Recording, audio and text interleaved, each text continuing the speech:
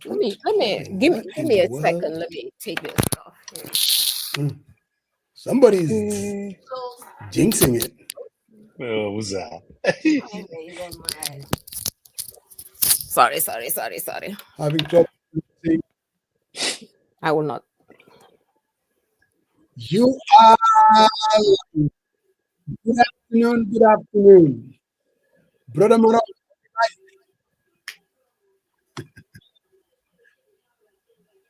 I don't know, Musa. There is a bit of a delay on your. I can't on hear your him. part. Hey, Yeah, I don't know. Can you? I would like to apologize for blame it on Sariang. We should have been here almost 10 minutes ago. But as usual, Sariang had to have his breakfast. Brother Maron, good afternoon. How are you? Or should I say good? Musa, there is a bit of. Oh, yeah. I knew there was a problem with his internet. So okay. Oh yeah, probably because I can't hear him right. Anyway. Yeah, there was a delay and he was echoing after he speaks. So obviously it's the Atlanta thing, and Yeah. I don't know what's going on. So far, are you currently in Gambia or you in the US? Are you on air? Yeah, I'm okay. Are we on air? Huh? Yeah, no, we are on live. Okay. We're on live. No worries. No. I can answer anything. I just want to make sure that we started. Yeah, we started. Musa went on live, so everyone is actually viewed. We have about 27 viewers right now. So. Oh, all right. So how you feeling, man? How is the folks in Salaji? Obviously, I saw the honorable making a walkthrough with the victims there, and it was quite interesting hearing from them. I'm sorry, guys. Okay, welcome back, Jane. We're here. Yeah, that's what we were saying. You were delayed, so I knew there was there was issue with your internet. So I think so, and it kind of just. But we're live, right? I hope so. Yeah, we're live. Yeah, mine is not the best either, but it looks like we're okay for now. Mine is, behaving for now.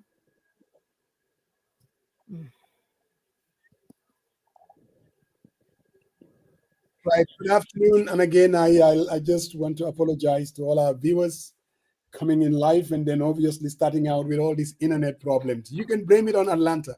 I think that's exactly what Pasamba would have done. Welcome to Fatu Jaumane. It's been a while. How are you? Hello, Musa Jang. I'm good, thank you. And you? How are you doing? Alhamdulillah, I'm very fine. I'm good. I'm good, thank you. How about you? I'm doing very well. Very well, thank you. It's good to see you. Good to see you. And how are you, Mr. Sariang, my brother? Good. Alhamdulillah, everything is good. Well. It's been a while. Sariang, it was like maybe 2, 3, 4 years ago. Yes. Yeah, it's been a while since I joined this program. Yep, that was a while back. Sariang, this lady here, if we want to go back, yeah. Musa, there is an issue with your internet today. I don't know why. Yeah? Yeah, you come in and out, so I'm not sure, I think it's my internet. I hope I don't go downstairs. Today is but go ahead. Go ahead. No, go ahead. I was just going to tell people that today we're joined by Fatu Jaumane, and a lady that, I'm sure a lot of people know about her, but going 15, 20 years ago, this lady is one of the most courageous, fearless in the struggle. And I'm talking about when it was not cute, if you want to call it that. It was lonely in the wilderness. There were few people that were willing to stand up, especially among our women folks. Let's be honest. Few women were involved, very few. And she was one of them. You go to a demonstration at the White House, the girl was there. At the embassy, she was there. And you talking about, she tells it as it is. And this is the honest to God truth. I remember we having a meeting in Washington. Omar Amadou Jallo, she took the fight to OJ. She will take the fight to Amal Ba. the lady wouldn't bite her tongue. I'm telling you.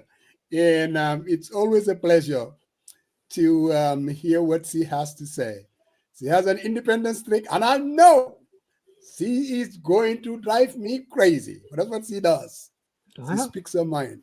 Now, I thought I'd about what I know about you. Well, Jen, that's an interesting intro, but all the same, it is what it is.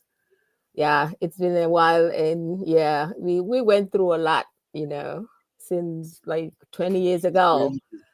Yep. Yes. And now we're thinking now we can just retire, but it doesn't look like it, right? We thought, after Jama leaves, we're gonna retire and not, and have our peace, our Gambia, but it doesn't look that way.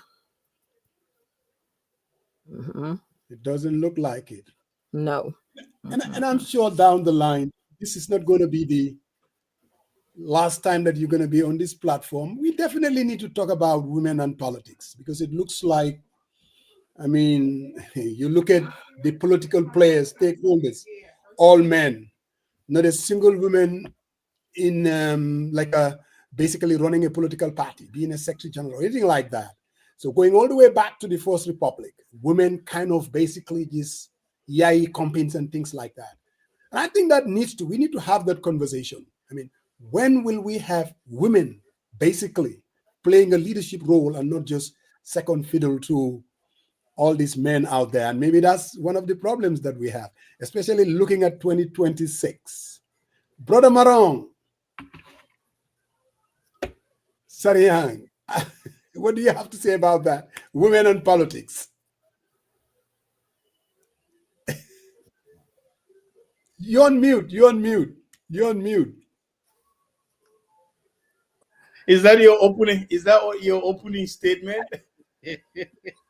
Yeah, I'm just to kind of get things going. We're gonna talk about the Salaji. That's one of the reasons why Fatu is going to be here. Hurry, but yes, I said greetings to Fatu Jau, and as I said last weekend, there were folks, group of people who were dedicated, they are patriots. And I think right before social media, they were very, very active, fighting for Gambia, fighting against dictatorship. You don't see those people. Today there's a lot of conversation if folks speak, and they have their divergent views, and they wanted to express it, and people go on the attack. But there is history behind these folks. They've been very consistent. They say things as they see it, irrespective of politics. Well, I think we have to respect that. The sisters Fatu Jau's Sika Jangs, Tuklorsi, Lamdos, and Silla. Well, she's part of Duga too. So Sophie Cisse and all. So these are folks who are very active when Gambia Post was there, and they speak their mind. So you have to respect what they're saying, and I think whenever they write, they are trying to get to somewhere, and if you listen to them and you exchange ideas with them respectfully, you're gonna learn one thing or two. So I think that is my take on it. But I look forward to have a good conversation with the sister, and her views are welcome, and sometimes they are not popular, but you know what, that's what the political space we live in today. People have to speak. We can't all see in the same lenses. We that's how we want Gambia to project. So Sister Fatu, welcome, and we look forward to having a good conversation with you. Thank you so much, Brother Sariang. Good to see you again, and I'm glad to be here. Definitely. Yeah. Fatu Jau. Last weekend on the last program we had, we talked a little bit about Salaji. We all witnessed what happened in Salaji. Buildings were being demolished, and people were saying, wow, what is really going on? So I just was it yesterday? I saw the National Assembly member from Sani Mentoring Fatu Cham. Fat Cham. Cham. And she was also talking about it. She's saying that basically she went there and talked to the people that were actually, their buildings were demolished. She said their constitutions were violated and that something needed to be done. She was appealing to the Human Rights Commission. What is the real truth as far as you know? What happened in Salaji? Maybe give us a little bit of a background. Why all of a sudden the ministry or the police are walking in demolishing buildings? What's your take on all this? Like, if you can just give us a background story of this Salaji. Thanks, Musa Jeng and Sariang. The Salaji issue, it's long and winding, but I'll give you a synopsis. Regarding what happened last week, I'm not even sure if I can hold myself to tell you how it affected us as a community. Mentally, emotionally, it's very exhaustive for the community. This Salaji issue has been going on for the longest time. Probably it's just now that, they have taken this bold, aggressive stance that many people know about it. Remember last time when I was in the Gambia too, was it 2019? They've arrested, and the demolitions went on too. They're trying to get certain properties and lands from Sukutarians. Sukuta has been a very hot area for land grabbing. And it is going to be unbelievable what happens there. Sukuta alone, we have like 9 housing estates out of it. And these estates, they will take your father's property, your father's land, Sariang's and mine. And they will say, oh, this is a reserved area. That's how it all starts. This is a reserve area. We are going to bring, the population is growing. We are going to bring schools for you. We're going to bring markets, police stations. This one is going to be a hospital, and they will scare us that these are reserved areas. Do not go there. Do not build there. Come back there 1-2 years, you will find private buildings there.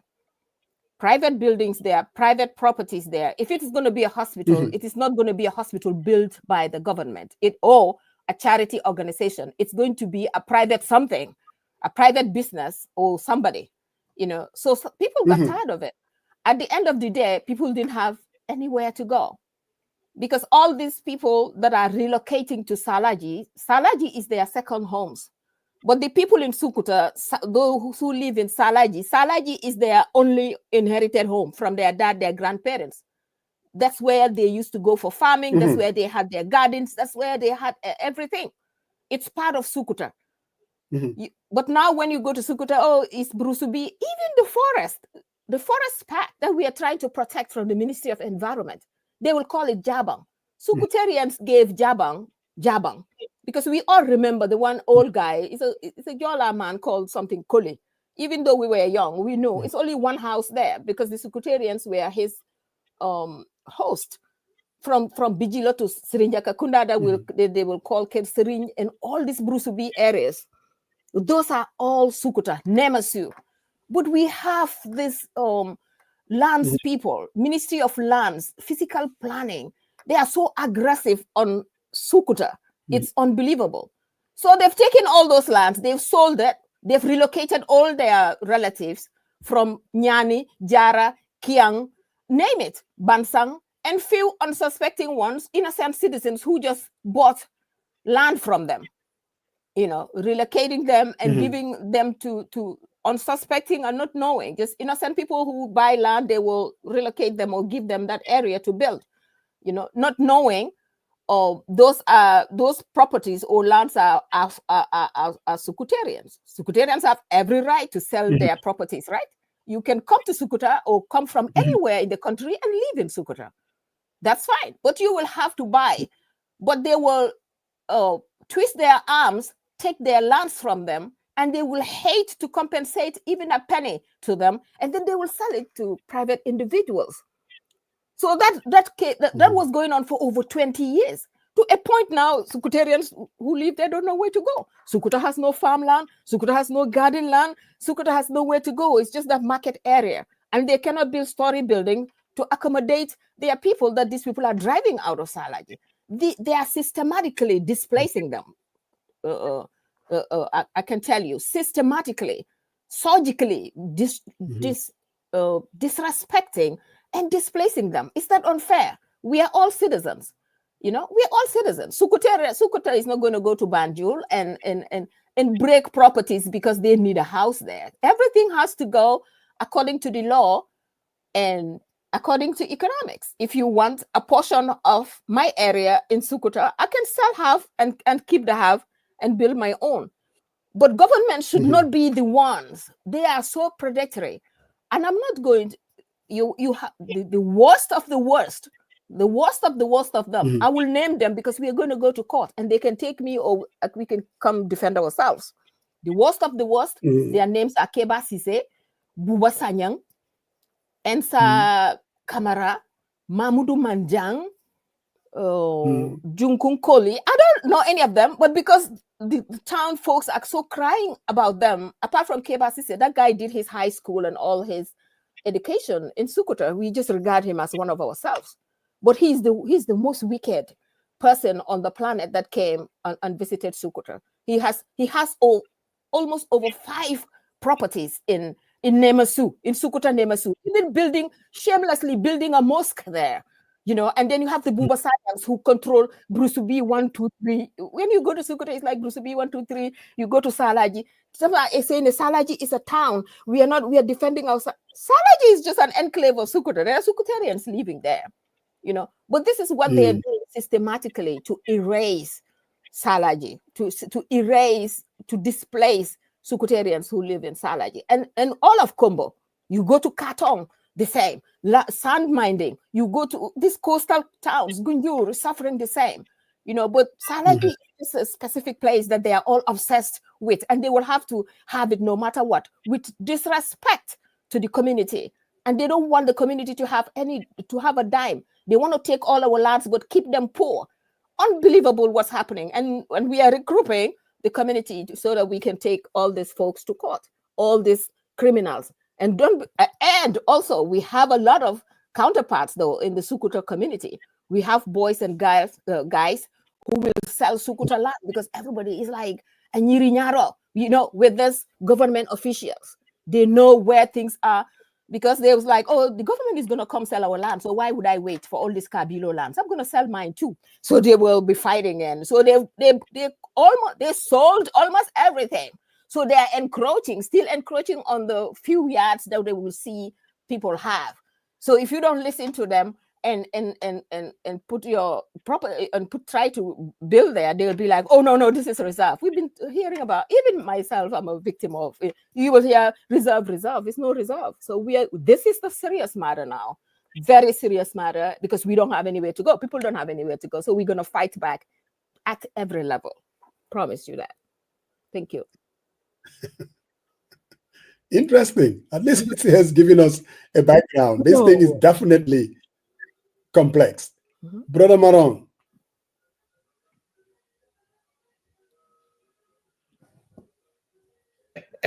Indeed complex. So thank you, Fatu. You know, as I said, I watched the Honorable Minister Cham did a walkthrough with the victims in that area who have been impacted. And you can see the emotions are raw, and folks felt helpless, and they are at the mercy of the government. And I think my question to you is, for those folks that have been impacted, I know you said you guys go into court, but what is the immediate need? I know she said she's gonna have to summon the Minister of Lands to come to the National Assembly.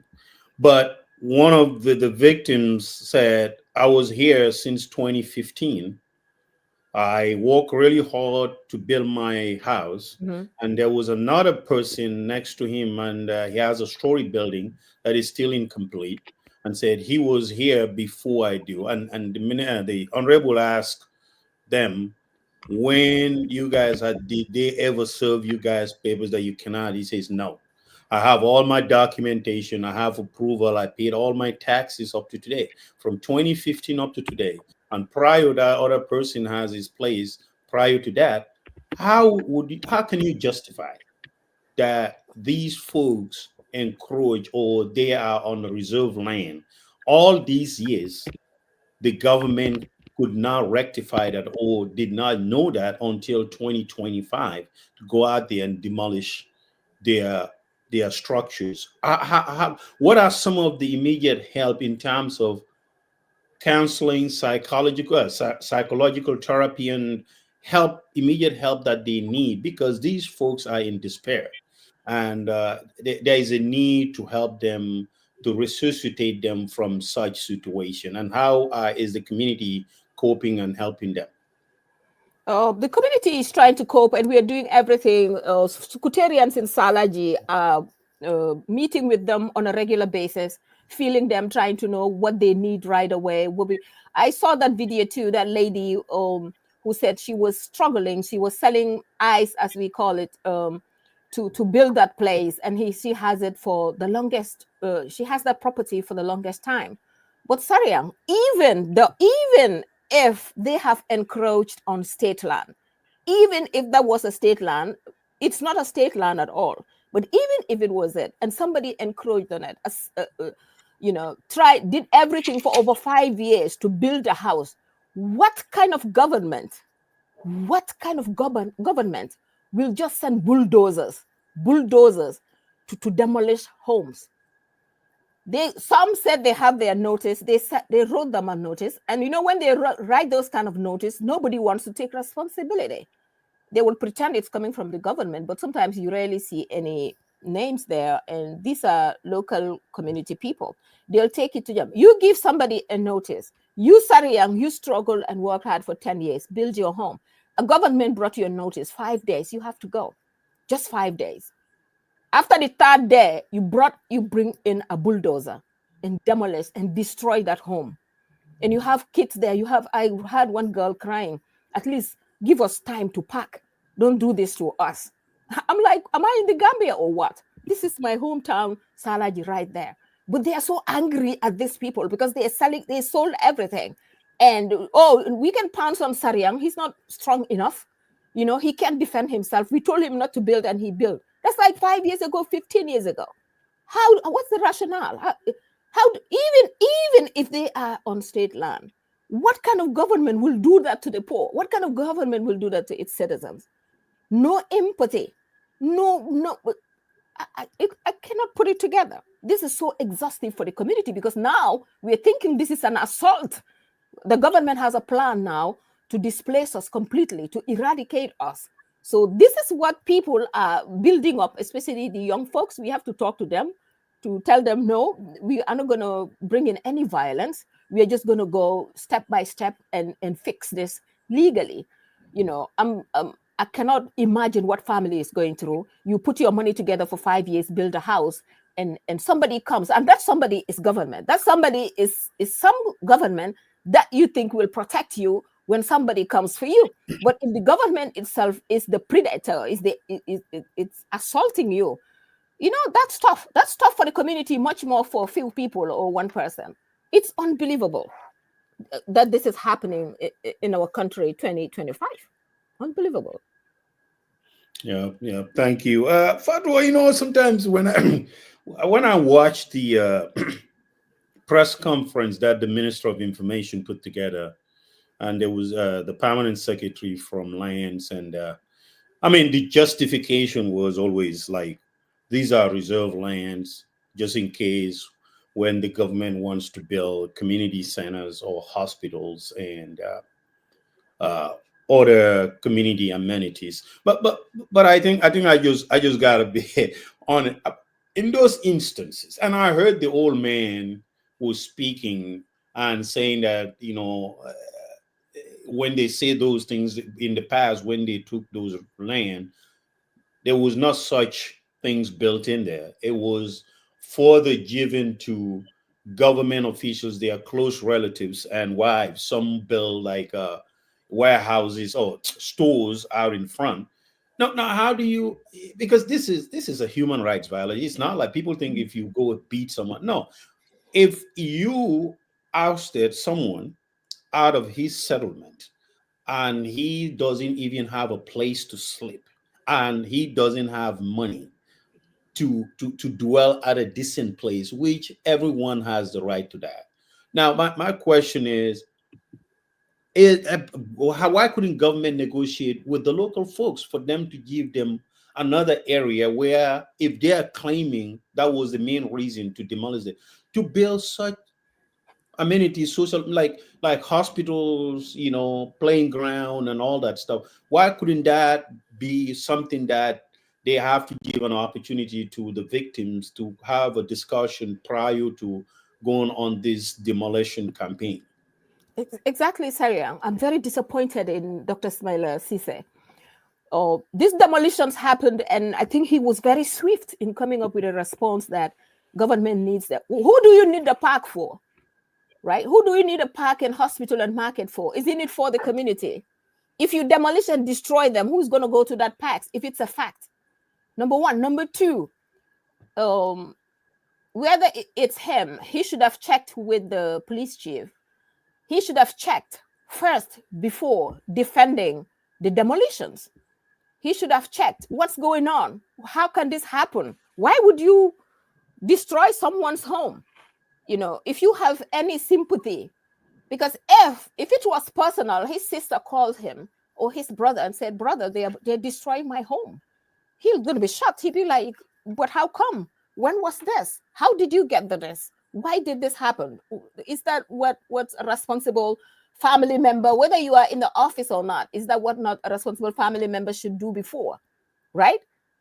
But you cannot just swiftly say, oh, we need parks and hospitals. That's what we're trying to tell the community. They don't use it for parks and hospitals. We would have been very happy. But still, if you're going to use a government, if the government needs my property for a park and hospital, they will have to give me another property or refund me or compensate me for the portion that they're going to need and build their hospitals. Every community needs that. You don't destroy a community to build a park.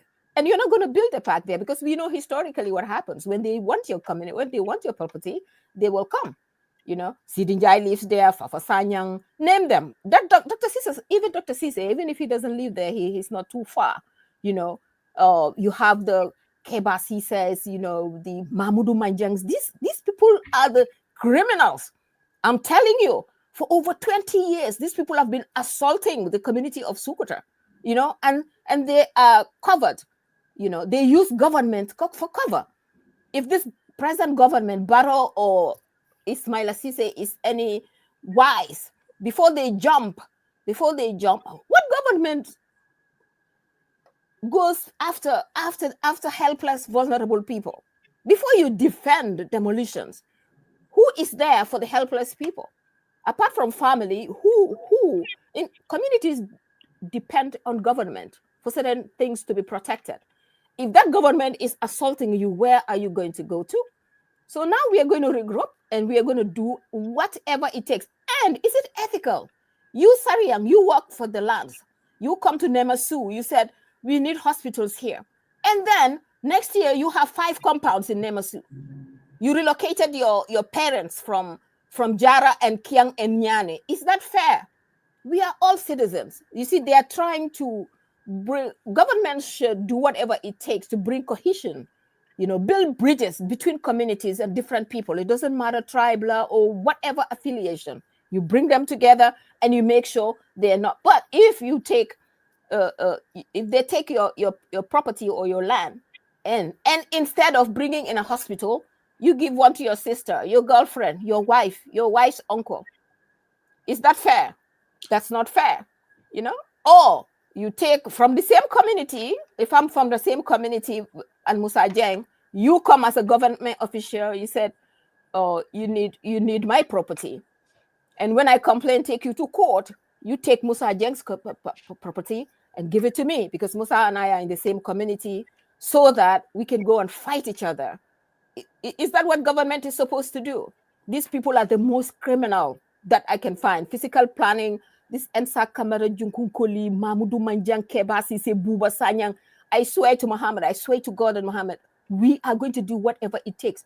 If Barrow is any wise or Dr. Sisi, before jumping, they're lazy. Before just saying, oh, we are building parks, can't you dig a little bit? Just dig. What's going on in this community? Who are these people assaulting these people? How did it get to this?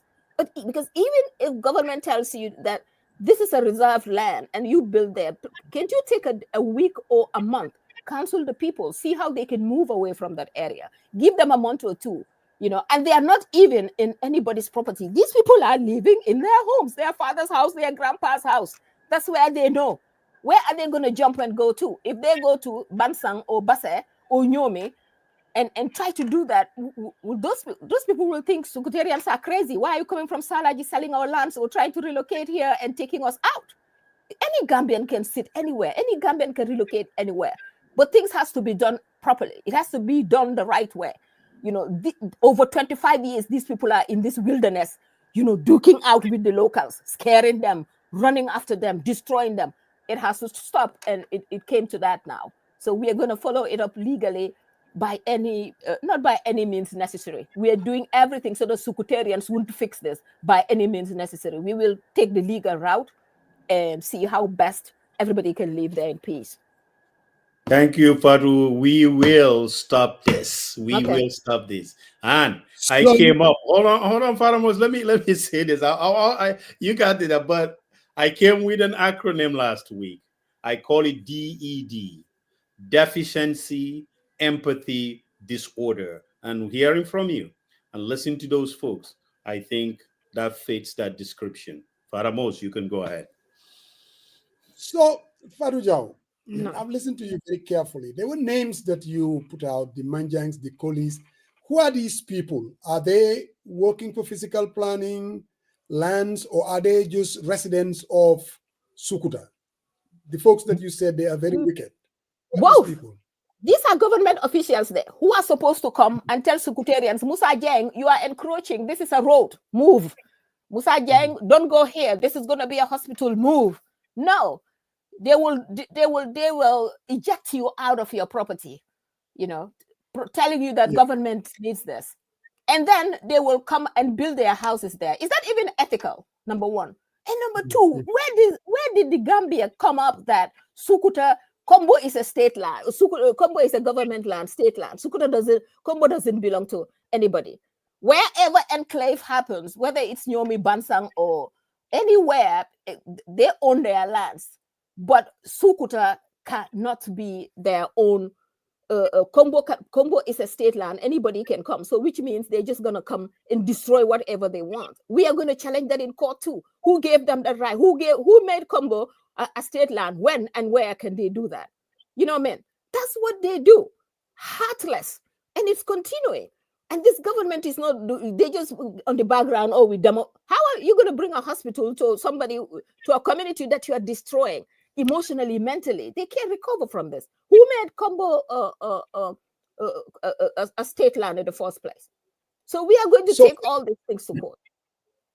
I was listening to this gentleman. I think he's the Bojang. He's the director of physical planning. And this is what he was saying. He's basically saying that as far as the Gambia is concerned, there are three, he calls them freehold land, customary, and state land. That's how he classified them. And he said this Salaji was basically state land. I mean, whether it's fair or not, that's basically, they said it's reserve land for the state. They're going to take it over and they're going to allocate it to individuals. They're going to allocate it for schools and hospitals and churches or whatever. I'm just kind of telling you what he was saying. Then maybe you can just clarify.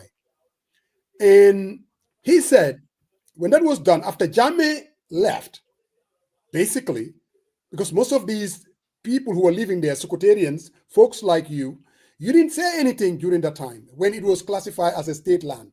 When Jammeh left and we have a new democracy, supposedly, supposedly,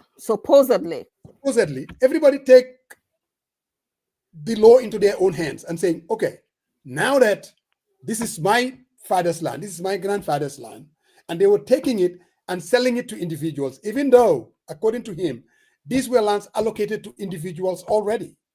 So these people took it upon themselves and then take these lands and then start selling it. And according to him, when they find out that people were building there, they go to them and said, hey, look, this doesn't belong to you. You should not be building here. And then people say, well, no, I Kimo Makojai, this person sold it to me.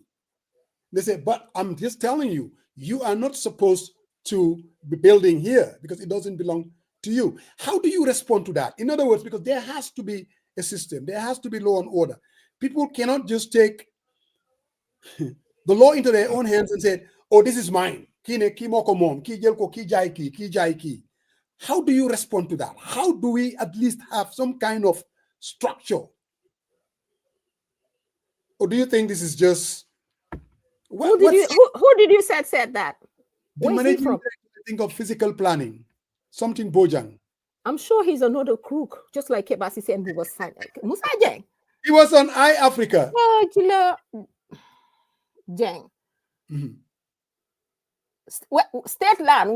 When did Salaji become state land? He's just talking about where Jammeh's time. Who gave them the state land? That land belongs to Secretarians. When did they make Salaji its own town? How can they take people's property and call it a state land? And maybe that's where the problem is, because like I said, we are going to correct it from here to Madam. Mm-hmm. You said this started since Jawara's time. That's when they made the Combo, part of Combo. I think Combo is just not part of it, but all the other Combos, they said, well, it's state land. But then this land greed was not at its peak. During Jawara's time, there are many people, the Sukutarians themselves, even Mariama Kunda, mm-hmm. the owners of that place, they are my father's guests. They name their sons after my dad. They had cows there. They had sheep there. But those days, it was a long walk from downtown Sukuta. Mm-hmm. You know, they stationed there. Those who started that Mariama Kunda are our guests. Even Serakunda, we had a part to Serakunda is part of Sukuta, and we still have that camaraderie. When is it Sarah Job? They have a history of it.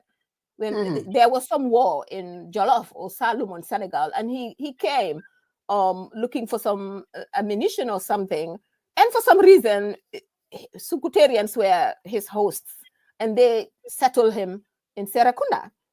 And we still, the jobs there, the tradition, we still have that rapport and respect, just like it used to happen those days. Not the disrespect that we see continuously now.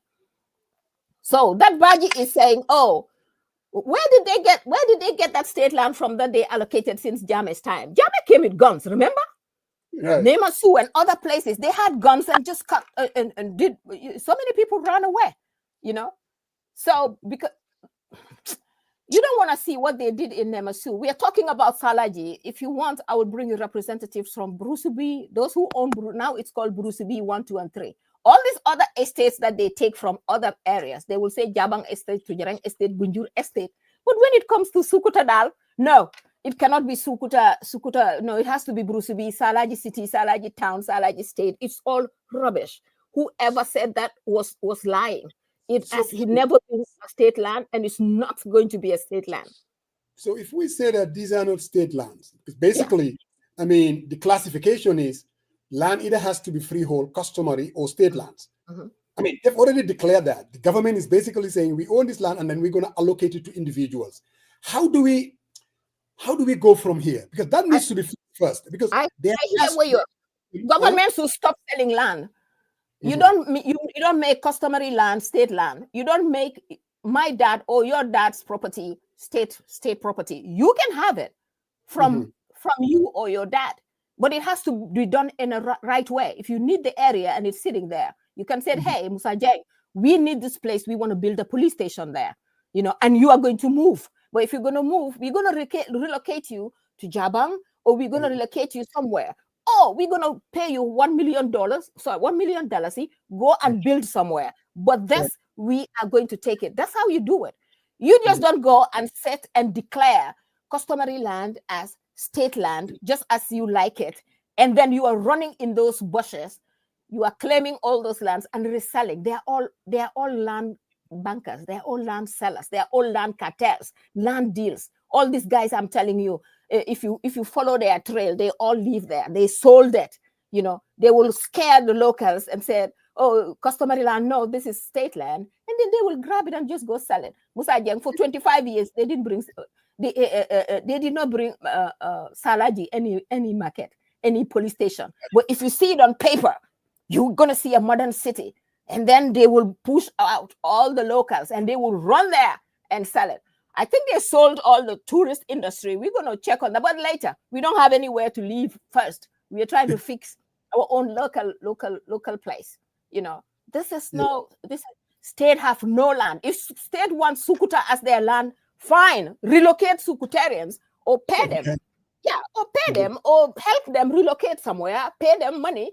If you need their lands for government or for development, you need it so bad. Yeah, but you don't take it from them and declare it state land and go and sell it. You know, these are criminals. They use government as cover. They have nothing to do, but they are cartels. They are selling it and relocating their folks disrespectfully on the locals. They're trying to displace us, trash us out, displacing everybody. That's what they do. You know? It's indeed a very complex and difficult issue. Pap Samba is just joining us. He's from work, decided to. What's up, Coach? Can you guys hear me? Oh, we can hear you now. Now. Yeah, it looks like Fatus is loading or reloading. Maybe it's from my end. But anyway, it's good to have you guys. And I'm glad that today, Sariel, you don't have to worry about Musa today. Musa would be taken care of. You know, the best person to put Musa in Musa's place is Fatu. So, believe me. Coach, all I gotta say, Coach, is hallelujah, man. Hallelujah. Yeah. He's the only one who can put Jang in his place. But Musa, listening, I just listened to a little bit of what is being said, but I think something needs to happen, especially with this land issue. And I think it is a gathering danger, and the exploitation of the locals by some of these greedy capitalists or cartels, as Fatu put it, would just endanger the lives of people. Because definitely you cannot just come and take people's houses. You build a house of 5 million. Every subanga hey them jai kong or jai this thing, build your house, and somebody just come and say, you know what, it was not supposed to be here because the government has taken it, we are going to destroy it, and nothing comes out of it. Musa, and I've said this, I will say it again. Someday somebody would take the law into their own hands, and we should not be blaming those people, because this is ridiculous. It has to stop. This government came to change the challenges that we had with Jammeh. Don't come and use the same Jammeh nonsense to go after people. They have had 8 fucking years, sorry for my language, 8 years, sorry, to change this situation that just came out, this thing. But they have not done it. Something needs to happen, otherwise we live a very dangerous life, because this cannot continue. And they are benefiting the most out of it. They are taking bribes from people. They are doing everything they can to fatten their pockets. These people have no conscience, and that's the real truth. They would sell you and their mamas for money and position, and that's what they're doing. This has to change. But anyway, I have to go back to the plantation. I'll continue listening. Thank you, Fatu, for coming. And Senator, please put this man in check. You're the only person who can deal with him. Senator, please stay by my side. You leaving? I'm coming back. Okay, thank you. Musa Jeng, I have no place to run today. Sariang, go ahead. All right. Your coach is, as Obama said, he's all fired up and ready to go, man. That man is all fired up, you know. So Fatu, you know, I hear my good friend there and quoting Mr. Bojang, that claim. And I think we all knew, you know, this has been a tradition where your great-grandfathers, your grandfathers, where your grandmothers, the place they used to make asfaro or nako, through customary rules that they own them and they pass it along to generation to come. And even Social Security, if they want to demarcate and sell affordable lands to citizens, the people who own the land, they go to them and purchase it from them, compensate them, and demarcate those lands and resell it to citizens. That's been a rule, right? I think the fundamental question here is, I don't know where this whole government-owned land concept comes into play. I mean, Jammeh was infringing on people's rights and doing whatever he wants. I mean, when the commission came in, how many land do we have? A guy who used to live in Kanilayan, he was living from one family to another, owned some type of like a 300 and something land, took lands from people without due process. So today, as Coach said, we have to rectify these issues. We understand there is issues with the land, but if we double down on that, and I think the most heartbreaking is, and there's an element of truth to this. Mm-hmm. If you're claiming that the land you're going to build hospitals, community centers and stuff, but you turn around and sell it to businesses, they made it a residential area or commercial, ventures. I mean, it's questionable, and it's not like it happened once, twice, 3 times. This is stuff that's been happening, and I think the concern here is we need to address this issue first before we jump in and say what government can say whatever they want. But the fact is, displacing poor and vulnerable people, is that the right thing to do? And I think that's the question I wanted to ask. Sariang. Yes. A responsible government first to reduce all this tension. A responsible government will come to Sukuta and be like, hey, people, we are going to take part of this forest park or part of your property in Salaji. We are going to build a housing project there. You locals, every month you can come up, we will build it, and we will, so that you guys are not congested. We will build it for you, and you guys can come. You're going to pay for a 2-bedroom. You will pay 1,000 or 2,000 a month, or make it affordable for local citizens. That's what a responsible government does. You don't come and say, oh, these people, they are so poor and helpless, vulnerable. You graze them out of their homes and build and sell it to other people. 9 housing estates came out of Sukuta. Those housing estates, they are not housing facilities for local people. They are housing facilities for private, big-time land estate dealers. They gave you 300 by 300. You build an estate there. If Sukutarians apply there, you won't even give it to them in their own vicinity. And when government took that 300 from Sukutarians, 300 by 300, they promised them that they're going to bring parks and schools there. And then they will come and sell it to you. They'll come and sell it to you. You build a housing estate there and make it so private and so expensive. If you apply it, you won't even get it as a Sukutarian. And you will just sell it to diasporans or people that just come with money. Is that fair? 9 housing estates. And those housing estates, they are not state lands. You took them from people. Everywhere where there is the Paradise Estate, every corner you look in Sukuta, there are housing estates there. None of the housing estates are housing the locals. They just sell them or rent them at exorbitant prices. And they will make sure no local is given access to those houses. Is that fair? Where do Sukutarians go? Where are they going to go? A sensible government will be like, okay, if you're going to build this Sariang as a housing estate, you're going to be making it reasonable so that somebody can come from Basse, Kiang, Nyomi, and Sukuta and just apply. And, 2-bedroom, you pay 2,000 a month. 3-bedroom, you pay 5,000 or 10,000 a month for everybody across the board. But then where did you get that 300 by 300 first? If you took it from Jeng, you have to refund them because you are putting housing there. You are initiating a housing program there. Doesn't give you the right to take his property. The government did not come with land from the sky. They found people there, situated there, So that's how it went. I think we had this conversation here, I think probably 2 months ago, about how to make housing affordable. And I think real estate market is the most abused market in the entire country. And if government intervention is needed through the National Assembly, I think they need to step in and regulate this.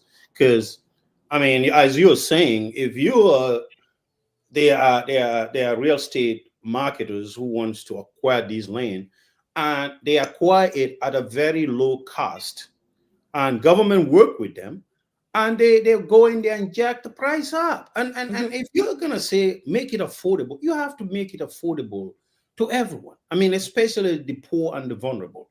I think that, yes. Another example, the Sukuta Forest Park. It's a Salaji Forest Park. The local name is Mamaringulo. Our grandparents secured that park for Sukutarians. It's fine. If government thinks that place they need it, they gave part of it to Nawak. Nawak came and scooped 100 by 100 or a lot and put their high tension cables there. They never compensated Sukutarians, and they changed the address to Jabang just so they can deny Sukutarians any form of compensation or anything like that. They Nawak took part of it. And guess what? Part of it now, we are fighting to keep it away from Abubakar Jawara. The Abubakar Jawara that said he was going to build a tomato plant. He already have another 100 by 100 in Sukuta, in Sanyang, in all the combos. They just slice it and give it to him. He said, I'm going to bring this company. It doesn't happen. He never brings any company. Can you imagine a forest park? He wants to make it, how do you call Betengosa in English? He wants to sell building materials like, there's an English word for it, help me. Can you imagine? That's going to destroy the flora and fauna. And that is a residential place. It's so close. Just like they are doing, you see gas stations sprouting all over. Residential areas that are not supposed to be closer to homes. So is it like a factory? Is that what he's trying to build? No, basalt. Oh, basalt. Okay, basalt. He wants to make it a basalt company. Bring in basalt from Senegal. Heap it on locals there. And imagine the trucks. If Abubakar Jawara brought a basalt company into that forest, and then you're going to have 10,000 trucks lined up in that Sukuta highway. They don't care. Basalt company cannot be too close to residential areas. What those trucks, how are those trucks going to carry basalt to? Don't they have a place in Basse or wherever he came from? He already have 100 or whatever. They will just claim that they need this to, they're going to bring companies. And the physical planning, the criminals at large, they're so happy. Oh, let's go to Abubakar. Oh, just right, you're going to bring a plant, a company. You're going to bring a tomato factory. And then they will run to these locals. Oh, we are going to bring in a tomato factory that's going to hire the locals. And then they will go sell it to you. You go bring basalt and kill all our kids. Who's going to let that happen? I've never seen an irresponsible government like this one. I think basalt, you have to stand. You have to blast we are so scared to keep it clean. It's air pollution and all that stuff. So definitely that's not. So that's what we are going through. That's what Sukutarians are going. Name any side of Sukuta. It's an assault on them for their land. Anywhere. Our fathers lamented and they cried and they went back and forth to Ministry of Lands, Physical Plan. Even myself. I had a big meeting with Musa Drame when he was a minister, We went, these Sukutarians, these old folks, they came to me. We went to Musa Drame. He saw red when he saw us. I'm like, when the Basse people come to you to complain about their lands, you think you're going to give them that kind of face? We're not going to take that, So they have no respect for Kombo or Kombonkas or for this Sukuta project. They don't. They just want to sell it, and now they don't know where to put us. Our relatives they don't have skyscrapers to take us downtown. So guess what's going to happen? Some of our parents couldn't fight, couldn't do anything to them, but the youths might retaliate, and we don't want that. Sukuta kids don't have anywhere to go. No farms, nothing, nowhere to walk. You can't go to your dad's farm, your mom's garden. They're all there, and now we have drugs, and we have all kind of things affecting those communities just because they don't have any jobs. They don't have anywhere to go. This is an assault from our government. And this is the last string. and it's going to snap. Thank you, Mane. So Fatu, I want to push back a little bit. I remember 15, 20 years ago, a brother of mine, I was interested in getting a land. This is just a personal experience. And I'm sure quite a few people living in the diaspora, they went through that. At that time, Kotu was the place to go. Kotu Kololi. All the other areas past Senegambia, Alala. I mean, it means nobody was even, it didn't watch much. Really. So when my brother basically came and said, there is this piece of land, Yobumofofu, we went through the forest. It was in Bijilo. I mean, right there where Muhammad Just Street is. Yeah, I was so mad. I'm like, golly, I'm not really interested in this place. The reason why I'm saying this, these places were underdeveloped. It wasn't a prime area. It wasn't considered a prime area. And the argument is, this is basically how development works. People, investors, and developers, that's how you develop a country. The government decided to make them state lands. I mean, I'm not, again, we're going to need to bring somebody who really understands that. I don't, again, listening to this Baji, his breakdown was, this is state lands, customary land, freehold. I don't know who makes the decisions. But we all know at the end of the day, government was able to say that these are state lands. I have a property in Brusubi. It was allocated to me. Through Social Security. So, now, and I'm sure there are people who are basically claiming that these lands belong to them. So, my fundamental question, that's why I said it's complex. I think Yang came and said it's not very complex. How do we fix this? Because, like I said, land is always a problem. When you see what is happening in Gaza, when you see what is happening in DRC, in Sudan, civil wars and killings, land has a lot to do with it. True.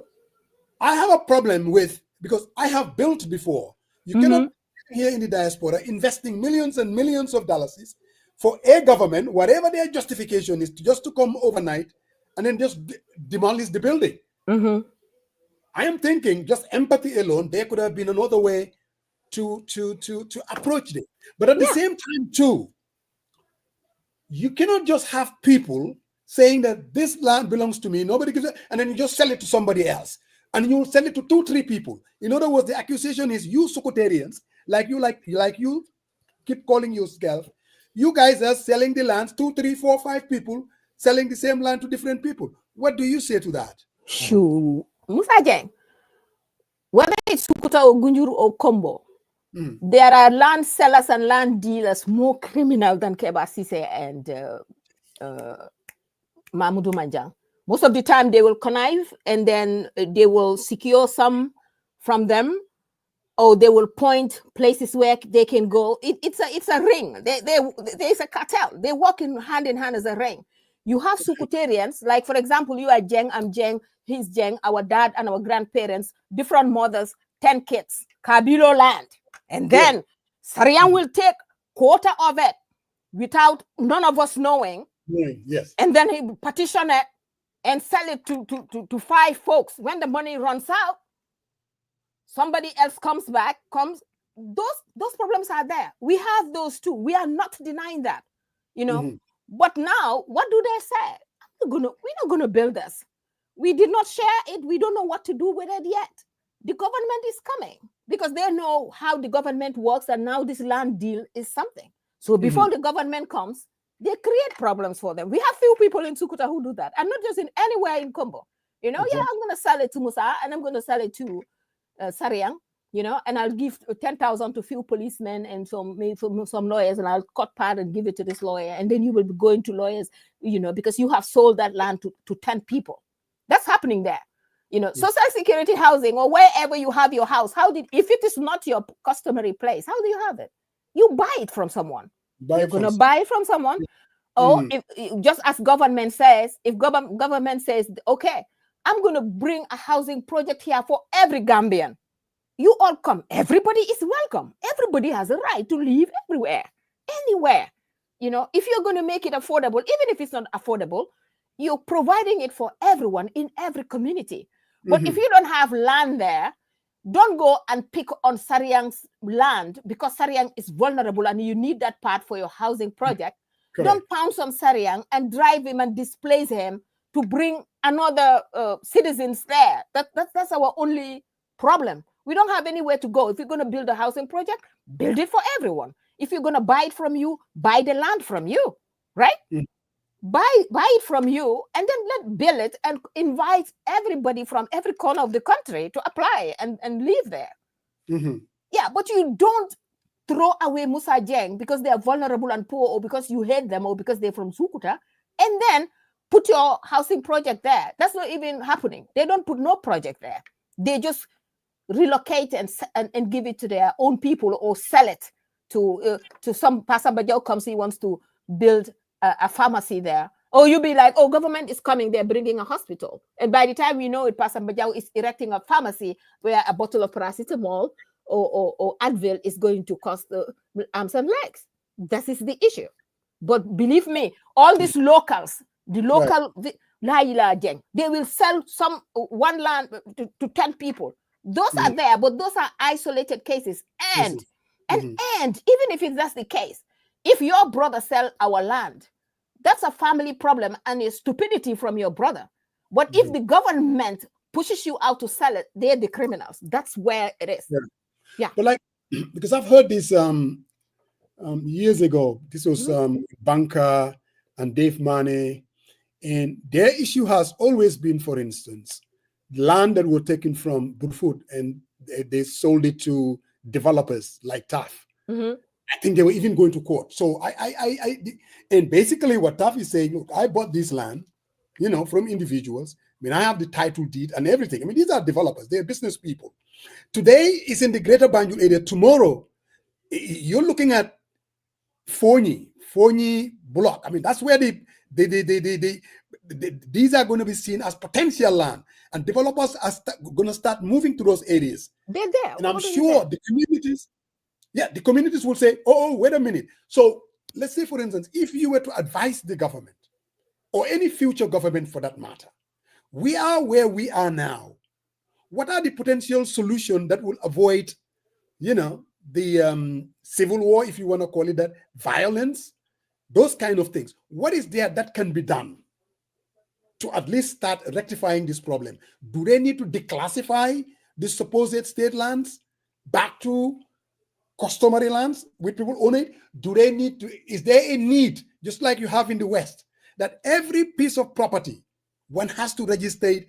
B Sariang Maro Moko Mom, Patu Jaumane owns this, Musa Jeng owns this. You have ownership, title to it. No one will be able to sell it without really showing some kind of name. This is definitely my property under my. What say you? What is there that we can do going forward to avoid a Salaji kind of situation? These land issues are so complicated. No one government is going to fix every problem that falls from the sky.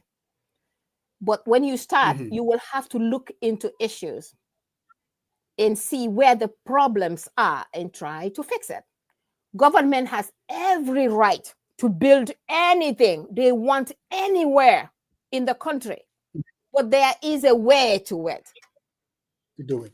If it is already a customary land belonging to Yang family or Sariang family or Fatu family, just because you want it doesn't mean you're going to take it away from me without no compensation or no due process. That's not how you do it. It has to, Combo cannot be state land when every other land people can keep their communities. But when it comes to our community, no, it's free land for everybody. If you live there, we don't care. It's a state land. If Sariang lives there, it's by law. Who does that to its citizens? Why are other areas and their citizens more important than some other citizens? You don't. If the government needs your property, even if it is like a 500 or a whole village, the government will duke it out, relocate those people, but then leave them crying, parking their pens. Who are you there for? The government is there for citizens. If you need people's properties, do it the right way. Take them away from there. Relocate them to some places equivalent to what you take from them. Even if it's not equivalent, help them relocate. That's what government does. You reduce issues. You don't complicate matters. But they want it as it is because they are all criminals selling lands. You wouldn't even see a government sign saying anywhere, and don't touch this. If we had signs there, that would have even been easier. People would have been going there trying to say, why is it they don't put signs there because they don't want anybody to know, because you have 10 government officials competing in certain areas selling them. So each one has an area that you understand that you're going to break down and sell to people. So to a point, do you go to any government entity in the country where you will see, even our international airport doesn't have a sign, the signboard, I think from the international, the signboard is not correct. There's no signboard there. It's Gambia International Airport. It's there, but it's all broken down. You can't even read it, so much more lands. They will have no government reserve lands. You circle them. You put barbed wire or stuff with a big sign. Do not touch. Do not enter. This is government reserved lands. And everybody knows this is reserved lands. But you don't take people's property and make that's the issue, and make that a state land or a reserve land. Tell me, where are you going to take those citizens? If you bring a housing estate there, Sariang is not going to sell his apartments to us. We can't afford it. So if we apply, we're not going to get it. What government does that? No, but they're saying that these lands that they classify as state lands, it's not like people were living there. They'll just see an underdeveloped area. They come and say, okay, these are all state lands, and we're going to use it to allocate it to citizens. You will apply before that Bojang and Bubasanyang and Kebasi just jump into that bush. People have been walking there. Did you sit with the Alikali to find out who owns that? Did you talk to community members? Correct. If government needs that kind of land, the neighbors, did you talk to Alkali and say, these are your farmlands? People walk there. They used to walk there. Those are not just bushes. Those are very, very thick. That our parents and our grandparents had to bring to this level where at least you can farm. They've been farming there. Did they go to the Alkali to find out which community? Did they bring the Alkali or the chief or the imam to say, we need this area? They would have clarified who owns there and who works there, But Fatu, we all experience too these so-called alcalos and chiefs that you're talking about. They will take a piece of land. They may have 2, 3, 4 kids helping them out, and they what's that, Sarian? And they'll sell it too. Yeah, they will sell it to different individuals for the same piece of land. And secondly, also, the same managing director of physical planning, Baji, he did mention that some of these people were asked to stop developing these properties. And what they do is, some people will tell them, money, just go ahead and develop it. The moment you build it, it's going to be yours. So it's a question of rushing to build. Fence it if you want to own it. Build it if you want to own it, because nothing will come out of it. It's that, do you think that's because that's what he said.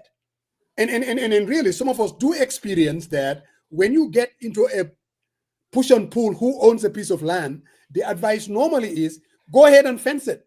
If you want to basically, that's when government comes in. That's when a good government comes in. Put in the right structures where the chiefs and the alcalis, the local criminals, will not be able to do any hoops. But you will have to do it the right way. You're not just going to say because it's a government, you're going to enforce something on the alkali or the chief. The government is there to ensure law and order at the right time, not wait until, but they can't do it because whether it's if the chiefs are doing it, the alkalis and locals, the government officials, what they do is worse. If Kebasi return all the lands that they dealt, that's like a whole town. If Kebasi say Buba Sanyang Mamudumajanam saw this Baji that you're talking about, the SR Kulis, the SR cameras, which are the other names that are here. If they bring out all the lands that they steal from Sukuta, government can return, can compensate the owners and build a structure there. But that's what I'm saying. Those who are going to enforce laws, that's where the criminality, the big portion of it, that's the government. Locally, all that you're saying, whether the chiefs or the alcalis, oh my God, the local boys, they all puntum pantang, they're all doing it big time. Yeah, but the big dealers and the big crooks, because they get money from Sariang is going to come bring a housing estate. Oh, okay, we will put it on paper that you want to build a plant, a tomato plant. Sariang will give us $1 million. Oh, sorry, $1 million or $2 million, and we will give him 100 by 100. And Sariang will just go and cut it and resell it, or put his housing project there.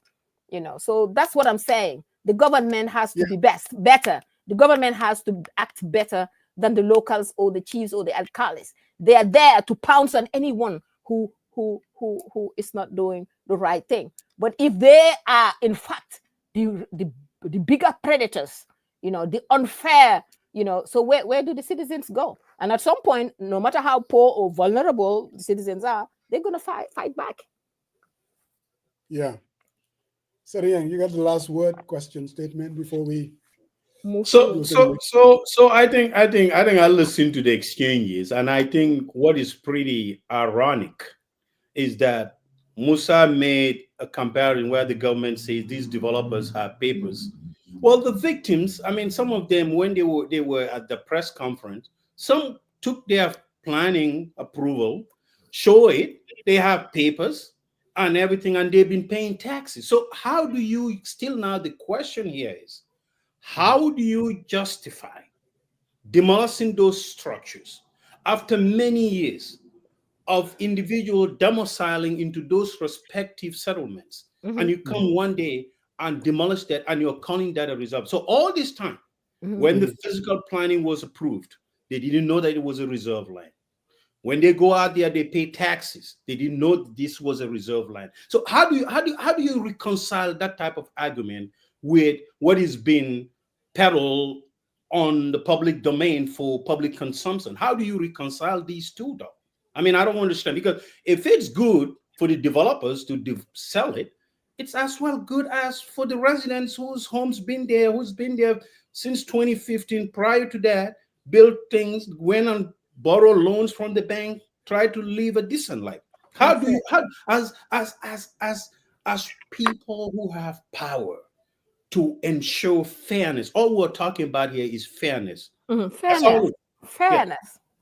Yes. That's what we're talking about. I mean, how would you disadvantage, displace a single mom who put ice, take his 2 kids with her to go sell to make end meet, or reach out to the brothers in diaspora and say, help me build this? I mean, listen to those stories. I mean, it's very raw emotions. And I think, who would have thought? I think what I still find is fascinating is this issue happens still now.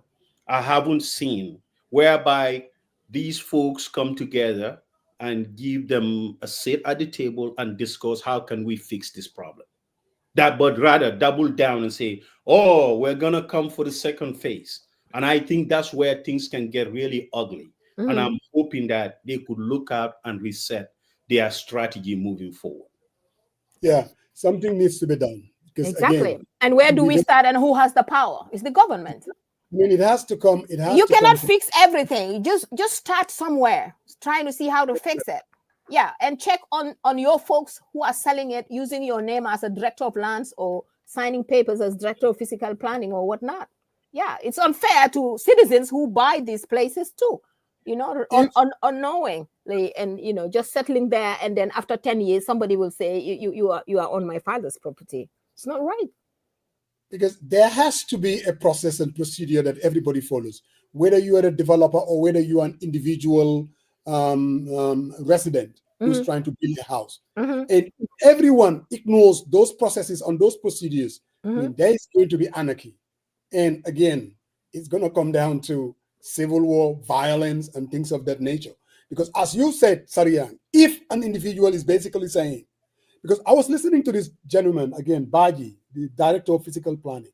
He said they do not determine who owns a property or who doesn't.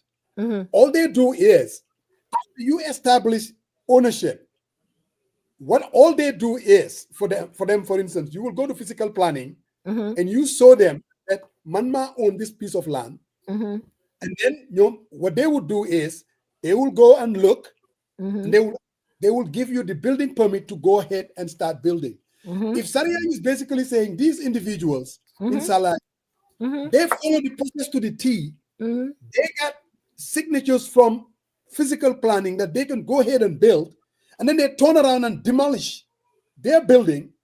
My friend, these people will have to be compensated. They will have, because definitely their constitution, I mean, no one, they can go to any court because they have the proof to show that, look, we follow the process. This is the procedure that you laid down. We followed it to the T, and these are our documents.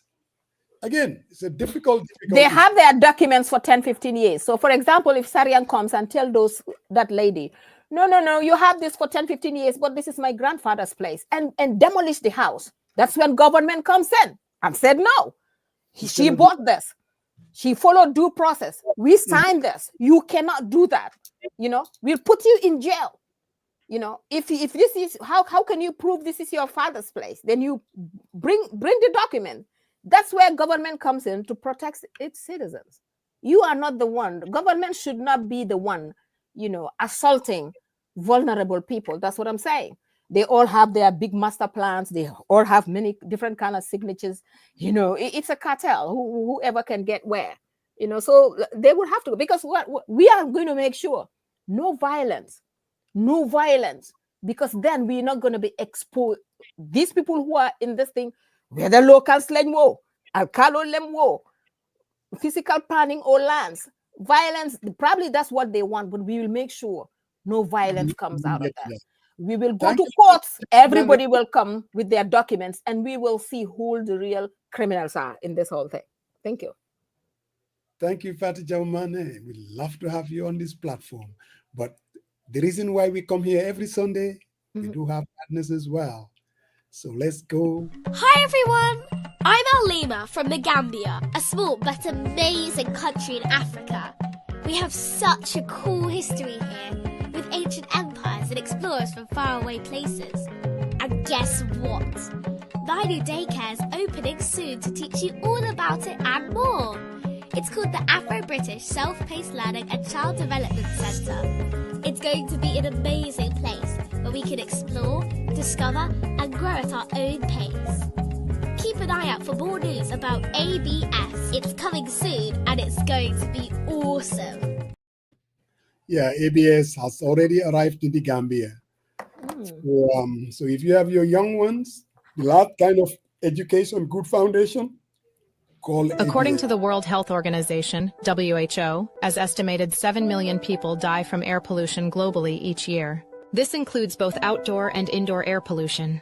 Most of these deaths, 4.2 million, are caused by outdoor air pollution, such as from vehicle emissions, industrial activities, and wildfires.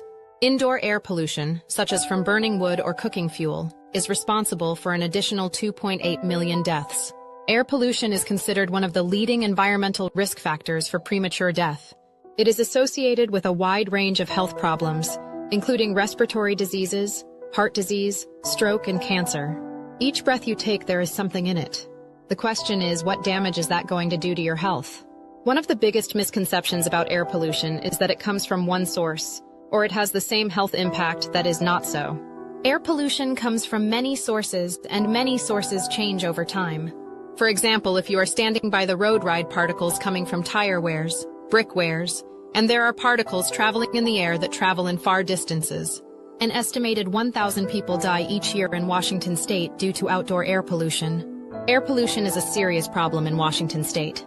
In a new report from Washington Department of Ecology, researchers investigated health data for 16 overburdened areas of Washington and found people in these communities face a higher death rate from air pollution than the state average. The report also shows higher rates of chronic respiratory and cardiovascular conditions across the 16 areas, where ecology has identified vulnerable populations that face high levels of air pollution in addition to social, economic, and environmental inequities.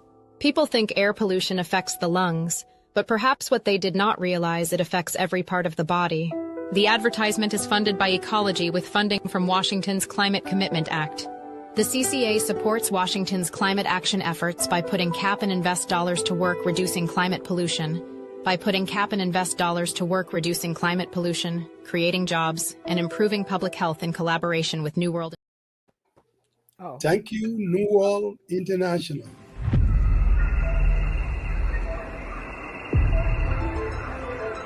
Welcome to the Gambia, a country with a rich tradition in tourism and a beacon for investors. Experience a nation committed to progress, a home where nature's beauty is matched by the warmth of its people. A nation that is fast-growing and developing, thriving for togetherness. At the heart of this development is the Global Properties, the Gambia's premier real estate developer. Introducing you to our latest property being developed, the Lakeview, an epitome of luxury and comfort. Whether you are looking for a residence or investment property, Lakeview is the ultimate option. The Gambia is not just a place to live, it's a place to thrive. Welcome home. Welcome to Kid Aisha Restaurant. We are located at 1460 Boston Road in the Bronx. We are open 7 days a week from 1 to 12 a.m. We serve Senegambian food and American soul food on Wednesdays and Senegambian food all 7 days. We do dine-in, we do takeout. We serve chebijin, chebiapa. We do mafe. We do plaza, we do ebe every other day. We have yassa ganat with rice, super kanja with white rice and fufu. We serve a lot of delicious foods. For dinner, we do dibi, chicken dibi, penta, whole chicken. We have shawarma, lots of good food. Also offer catering services for weddings, baby showers, birthday parties, whatever you need, we got it here at Kid Aisha. You can call us at 718-450-8606. And we're also on Uber Eats. And if you've ever been to Kid Aisha, make sure you leave a review. Thank you guys for supporting, and we hope to see some new faces. Bye, Kid Aisha. Yes, we're back again, and thank you to our viewers. It looks like, Sariang, we're getting a lot of viewership from YouTube. Thank you, Lolly, for putting out the what they call it again, our YouTube, whatever they call it, out Stream? there for people. You have a live stream, man? Yes, so that's really important. Hopefully, one of these days we're gonna start making a little bit of money. Yeah, you should have a long time ago. Pasamba, are you still here? I was gonna let you have the last word on this issue. You just I am here, and Musa, Okay. there was something that you said, and that's where the issue comes. Because this baji that you're throwing around. I'm not throwing around. I'm just Mr. Baji, Mr. Baji, I know, this, right? Baji that. Yeah, Baji, you know. Yeah, let me push back, Baji said it this, is Baji said that. concerning, to be honest Yeah. with you. It But is then- Why is concerning. it? But why is it concerning? No, really. I think that let's have an honest conversation. He's a guy from Director of Physical Planning. And I don't think that we can have a conversation without bringing in. Anyway, go ahead. It's Baji No, was saying, what I was Baji saying said that, about Baji was saying. your Baji, like you were saying.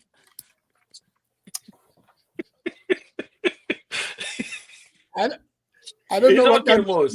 I don't have here. No, money, it's okay. Because you said something that is very instructive, and that's where the problem starts. And where you said that Mr. Baji was saying that for the most part, they do not know and they cannot establish ownership of properties. People just come with papers and say we want to build, and then they, give them approval or whatever it is. They look at that and say, okay, you can build this structure, is approved or disapproved. Here is the issue though, most. You see, the lack of linkage between these agencies is where the problem arises. Because the government should have it in a way where if Fatu Jaumane comes and say, you know what, my land is in Salaji is this, then they will be able to look at a map and say, you know what, yes, this land actually is owned by Fatu Jaumane. Because we cannot have this disconnect where you have the alcalos, that would sign anything, that any paper that you bring to them, as long as you give them 10,000, they don't care. Then you go to physical planning and say, oh, I need a lease, and the alcalde has signed it, then it is leased. Then you come and say, you know what, I now want to build, and they approve the building. And then 10 years down the line, or 5 years, 3 years later, the government say, no, you are not supposed to build here. The same agencies that represent the government to ensure that your land is documented, your ownership is certified, are the same institutions that are coming now telling us, you know what, there is a disconnect, and then we want to blame the landowners. And this is where the problem is, Musa. This is the 21st century. Let me say this. Yes. Getting a land title, lease, is one of the most complex and difficult issues in the Gambia. Extremely difficult. That is, if you follow it to the T, there is a system in place, but there are corrupt people. That's what I want to tell you. Wow. Okay, and that's where I was coming to, Musa, before I go dogma. Stop saying complex. You are labeling everything. You are swapping corrupt for complex. Every issue you are saying they're complex. That means that going through the process, because I went through leasing, trying to get a title, a lease land, and it takes forever. So yeah. I'm just trying to respond to Pasamba. Because laughing, but this is what I'm saying. The only reason why I am quoting Baji, he's the director of physical planning. He had an interview and he has a perspective. And I don't think that we can have an honest conversation without bringing in the person himself and what he's saying. True. You know, and Musa, that's not. No, can you let me finish? Come on. Mile Wajimu Daniel, he's at the plantation. When I said that, Musa, I was not saying that I was not saying that you could not code him. I'm just pulling your leg. Don't get all sensitive like Trump here on us. You know. I'm just saying, if this is an important issue and we want to trivialize it and mock people as if I'm holding their briefs, I'm not holding for anyone's brief. That's just saying, you sound like. We know you're not, but you kind of sound like that. I'm not, though. I'm not. Can I just finish my thought? Go ahead. By Mama Daniel. Daniel. Yeah, you in fact confused me. So what I'm saying, Musa, here is, again, this is the 21st century. This is not the 19th century or the 16th century or whatever. There is a reason why we elect people. There is a reason why we hire people. There is a reason why their salaries are never late. There is a reason why we give them these offices with air conditioners and cars and drivers and orderlies and all these things. Is to do a job. Okay. But it looks like they cannot even do that job, and they are putting people's lives at risk, because that's what it is. People are getting arrested because they are protesting because somebody listing their land, and they put you in a contour or take you to mile 2 or whatever. People are being now thrown in the streets because they don't have a place to live because somebody decided to bring down their houses. So this is the problem. So Mr. Baji and all the things that he is saying, yes, that is to be expected. He will come and explain the processes. The thing that is lacking is what they are putting in place, that to make sure that those processes are real. And you alluded to something, the difficulty in getting your land leased. Yes, and the reason why, Musa, it is taking you so long is because you've refused to dig your hand in your pocket to pay somebody.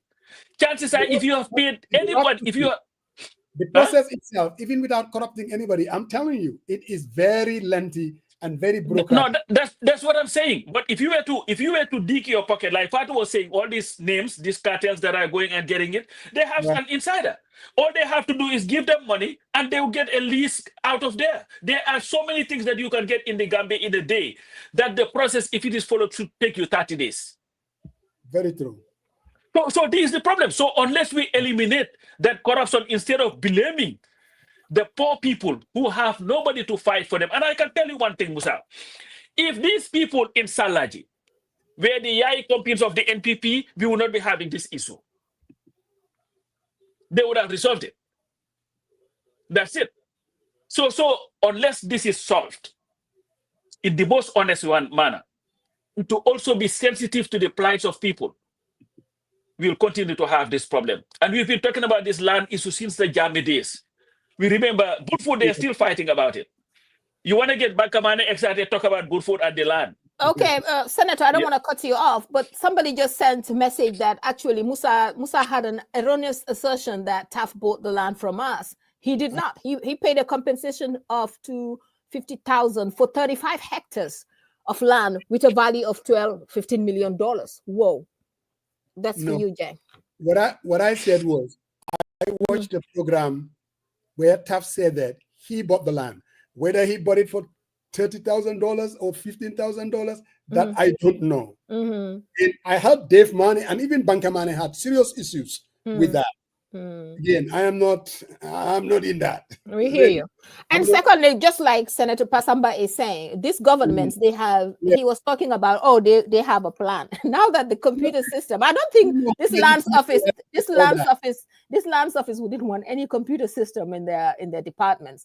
And they all have master plans. Everybody is going, Sariang is director, he has a master plan. Musa Jeng is advisor, he has a master plan. They all have master plans with different demarcations and so on and so forth. So that's why if you want to lease your land, it's yours on somebody's master plan, but a different area on Sariang's master plan. So there's not going to be any violence in this. We will have to systematically. I know it's a very tough issue, but we will have to deal with it step by step, and we go to the courts so that every culprit, all those who are in this thing, we will know at the end of the day, right? Someone is suggesting that we need to bring LJ Dabo. I think he was on the brunch yesterday, dealing the legal issues. So maybe that would be helpful as well. Oh, yeah, definitely do that. I heard about his. Yes. Yeah, I heard about it too. But I think you should bring him. So and I tell you what, Musa, you if you haven't watched the brunch, I will definitely encourage you to. I did. You watch what Lamin J Dabo's take. 100%. He's not like 95, 98, 99%. He says 100%. The government is wrong. Whoa! You see, I missed that. Jen, can you go tell? It's not. He is very. He did say that. I mean, and he's following the letter of the law. He said it was illegal. He said he has a bunch of advisors, and they need to tell the president you are wrong. And I mean, he's. So Jang, you have to convey that to Baji then. Yeah. Well, maybe Musa needs to do that because he's the one who is quoting Baji here, thinking that Baji. Sariang, let's be honest now. No, let's be honest. Bring something to the conversation. I'm just telling you. Yeah, I get that, but when you it's okay. What I'm trying to say is, I watched Dabo. No. Hold on. I'm not saying I'm not. But what I'm trying to say is sometimes, as I said, what you say and how people perceive things, it's up to the end point. I mean, it's just how those guys on the receiving end perceive, right? So I am just saying, I'm just trying to help Uncle Musa here, right? So I think if when Baji Basen, people think you are holding a little brief for Baji Basen. And I'm just all right, if you say so, it's okay with me. That's fine. But what I'm trying to say is Lamin J talk about this in depth about this land issue, and I think the Gambia Bar Association, if some of them are watching, and I know Saltal watch this program all the time, please provide some pro bono services to these victims, please. I mean, I know you use this place, the government here, but I mean, the government take your land if they are inserting eminent domain, and there is a due process that they go through that. And this is not some single mom whose sister passed away. She took 4 kids from the sister who passed away. In addition to her 3 kids, 7 kids. She's making ends meet, and you went and demolished her house. And I'm just telling you, that's where empathy comes in, fairness comes in. We're human beings. We're Gambians, and I think we could do better. If you demolish a single parent's home and you are paying that, you're going to build some hospital community centers. I mean, people are seeing that it gets allocated to someone. Where does fairness comes into play, and where as people, empathy? Where are we as Gambians? And I think the only thing that would resolve this is dialogue, reaching out to the community, talking to them, consoling them, counseling them, making sure there is a path forward for them. That's all I'm saying. We'll get to the next segue. You have the last word, Brother Marong. Yeah. My Fati. You had something out there. Most. Yeah. Can I interrupt before you go? Because you were talking about LJ Dabo, and I just have to say this. And I think we had a brief conversation this morning. Yeah. If there is one person that is earning my respect every single day in that country, it's LJ. Yeah. And I believe if there is one person who respects the Constitution and the rule of law without fear, favor, affection, or ill will, is that guy. And like every time he speaks, I've watched him very, very closely. And the cases that he takes of poor people, and most of these cases are pro bono. Definitely, I just have to really give him props for what he's doing, because the Gambian needs that. We need lawyers who will stand up for the for the voiceless, because they cannot all be there just asking for 100,000 payments, and of course it's their jobs. But we need human rights lawyers like LJ Dabo, and the great job that he does. And when I read transcripts of like the reporting of Kex and all these people of his cross-examinations, in fact, I don't hear I'm putting it to you, because like, no, that's what I mock the Gambian lawyers with, especially the older one. I'm putting it to you that you're lying. This is a guy whose questionings are so probing, and he comes there prepared. So definitely, LJ, whatever you're doing, keep it up, man. I think with you in that country, you're doing nothing but enhancing the democracy of that country. I just had to say that. When we spoke this afternoon, I told you after watching him on the branch, this is someone who not only knows the law, and I told you this, he's not even a, I mean, all he says is about the law. You wouldn't even glean that he's trying to be political. And like you, I joined you. The man is just unbelievable, definitely. I even told you. I know your antenna is low, but I'm glad that at least it's just catching up. Come on now, let's stay. Let's stay on script now. Script? We are not scripted, so don't say script. So we're going a segue. My Fati. He went out there, and basically the gist of what Mai was saying is it worth to spend all these billions trying to prosecute Jammeh and his accolades? His point or argument was, before we spend all this money, let's take care of the victims. He cannot put it out there as if it's an either-or situation. And there were talks that if you look at other, let's say Sierra Leone, they spent millions of dollars trying to prosecute people from the civil war. They ended up only prosecuting 13 people, and then the victims were left penniless. That's what Mike was saying. Obviously, most people, the pushback was, this guy is trying to be political. And since day one, when we started this TRRC, there has always been the argument. It says truth, reconciliation, reparation. People always say that prosecution was left out. And the only way you can bring closure, if you do prosecution first. People, family members, their fathers, their mothers, their brothers were slaughtered, murdered. And the only closure that you can get from that, if these people are prosecuted. Mai is saying, why would you spend billions and billions of dollars or millions of dollars prosecuting these people, and you're not taking care of the victims, as if it's an either-or situation? Pap Samba, I guess you're at work, so you can have the first go. You can Musa, where you stand on this issue. The saddest thing that people can do is to act like these two are mutually exclusive. They are not. Whenever this government needs money to buy their cars, to do anything, they always find a way of getting it. Let's say, for example, he mentioned Yaya Jammeh. How can somebody who is accused of being involved in over 250 killings be just left alone and say, you know what, let's just focus on giving the victims their money? Not all the victims are looking for money. What the victims want is simple justice. and whatever form that justice would take. Anybody who is guilty of killing another human being in that country should be prosecuted. How many Gambians get prosecuted every day for murder or all this, or even a bag of weed? When the poor people commit crimes, we have no problem prosecuting them or sending them to mile 2.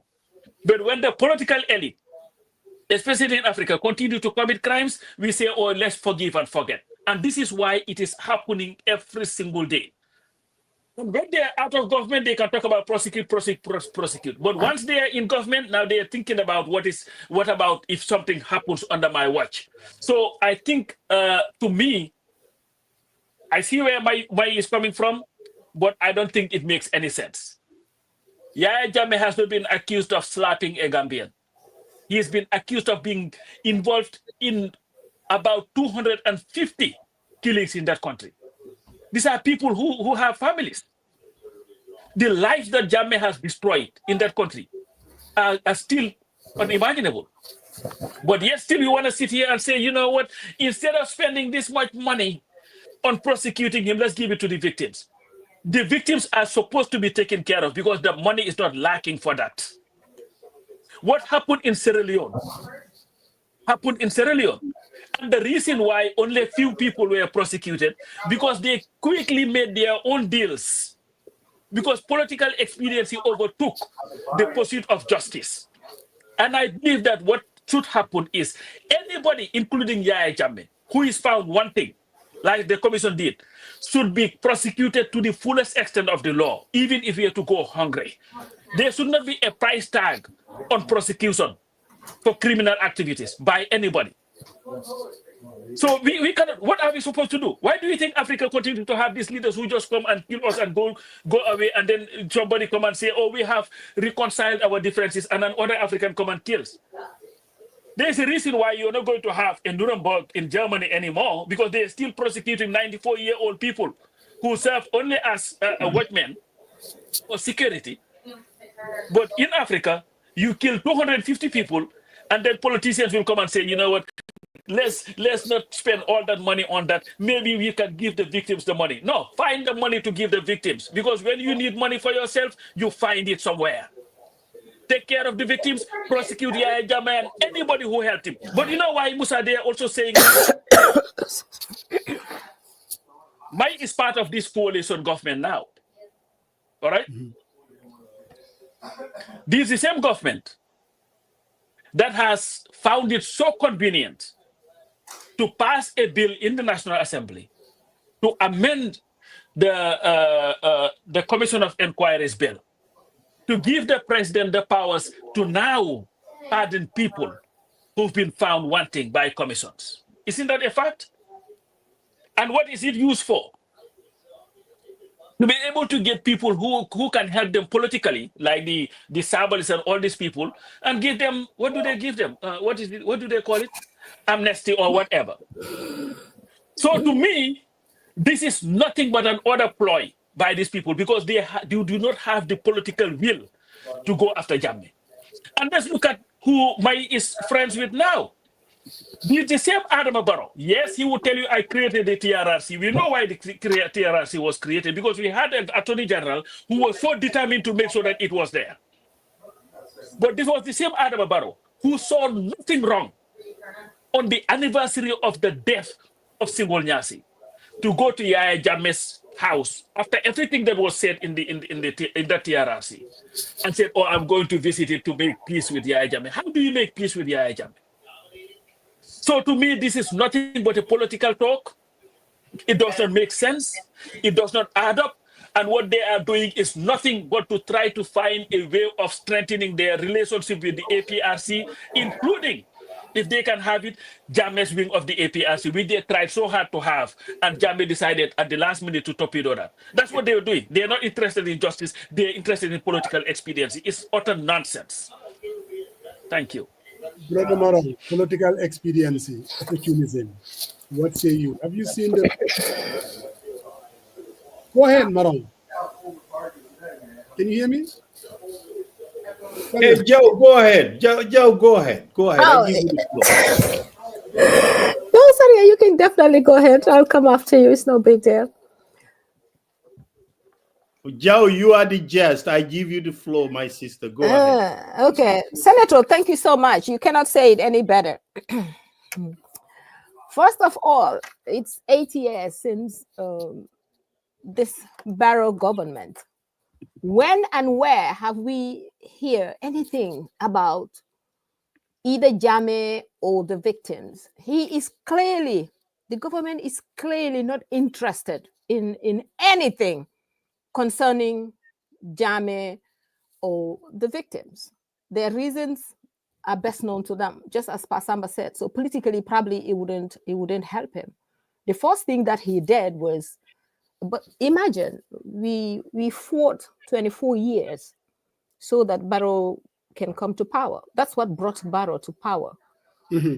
And the first thing that Barrow wanted to do was join forces with the same guy that we've been that really flawed. That's when I gave up. Even before we take a hoop, even before we start, that's a non-starter for me. Just having that in mind and pursuing to alliance with Jammeh says it all. Can you imagine who does that? Where in this world has that ever happened? So clearly, Barrow is not interested. And all this TRRC, we've paid millions to the lawyers to come and sit over it. What came out of it? Barrow is probably interested more in 10 APRC folks that he can have join him rather than in one APRC person that he can prosecute against crimes against humanity. So this government is clearly not interested in any whether it's prosecution, victims.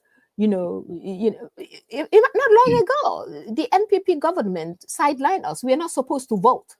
The very people that brought him in power. We did everything. Barrow was supposed to be our shining star. Right. Yeah. So a government that cannot even do that for an initial thing, why is this a surprise? It's true. What Mai said probably made a little sense, but the government has a lot of money. Every day you hear billions that are being misused for all kind of things under the sun in the Gambia. They have the money to prosecute and at the same time help the victims. Maybe you and I are not interested in any prosecution, but just as Pasamba said, people need it for closure, and there should be a precedent.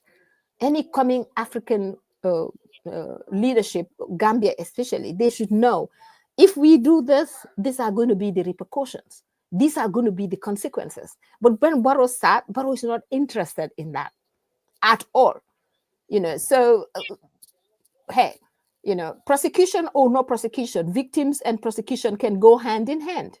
And the government have the money, but they don't have the drive. They don't want it. They're not interested in it.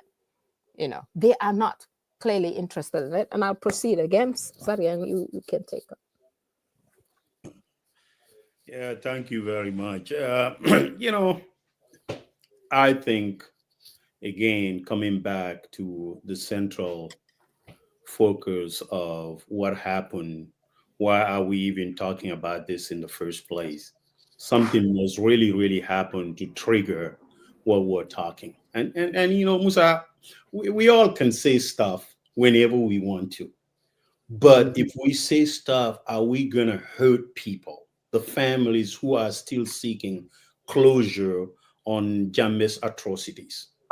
I mean, Mike said this. I don't know whether it's a day after Michael Sankoria was convicted or day after. I don't know. But the timing of it and talking about, money or the funds that we need to spend on these things.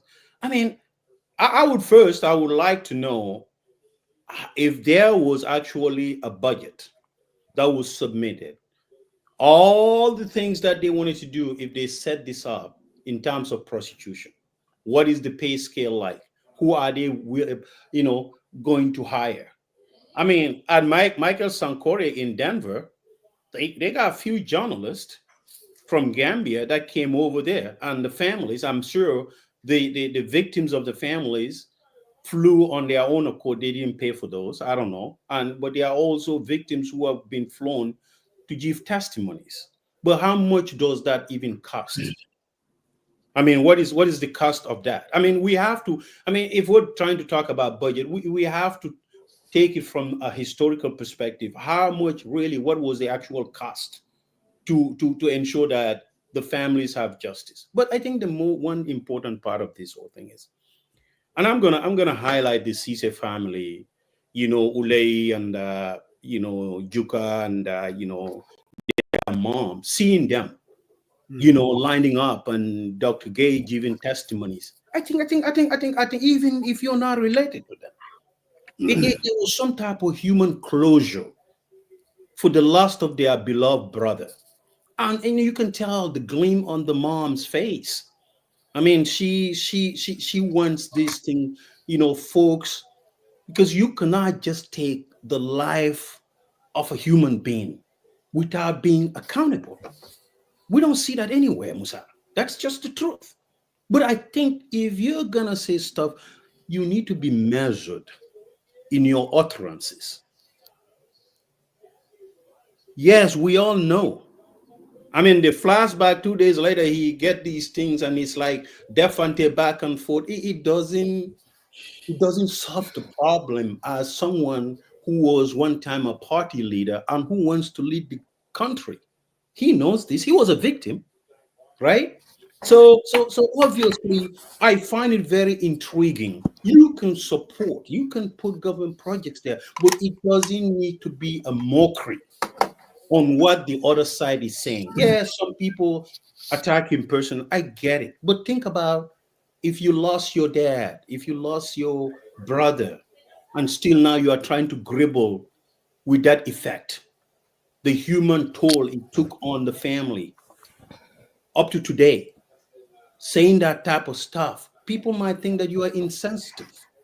So I think no matter if there is no politics, but if I had to hear of Mr. Fati, I would say, I think the timing of that is absolutely wrong. How much would it take? How much would this? I know Dawda Jallo said we need this much to do this, but Musa, when you see stuff happening every single day, and spending overspending, then you start questioning what is the composition of that team like?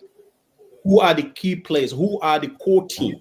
And how much in terms of salary to pay those folks to ensure that the day-to-day tasks of that commission, or however its composition is, to ensure that it. I think that's the fundamental question.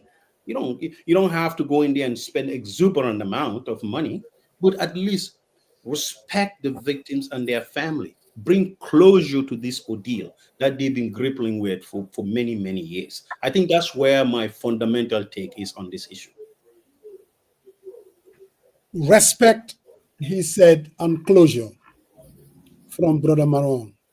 When I read Mike's piece, sometimes you can read something and it's difficult to isolate the individual from the piece itself.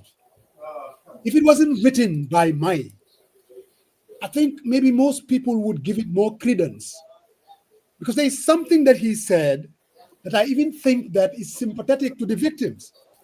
Because he's saying, before spending $300 million, I'm just giving you an example, it's better to spend it, focus it on the victims. That's what he was saying. But people are questioning Mike's motivation, because it's Mike who has a political party and just joined the government. And most people are very suspicious of what the man is saying. Even though some of the things that he says, to me, I had this talk with Pasamba, it made sense. It really did. So we said, what is closure? What would bring closure to the parents of my former classmate, Cisse? What would bring closure to Ibu Job and Mahmoud Cisse? What would bring closure? At the beginning, when we sent Jammeh packing, Jammeh was voted out of office, really, for most Gambians, because of the fear, the killings, and the slaughtering, and the disappearance, and people wanted to get to the truth. They're saying, unless we know the truth, there will not be any closure.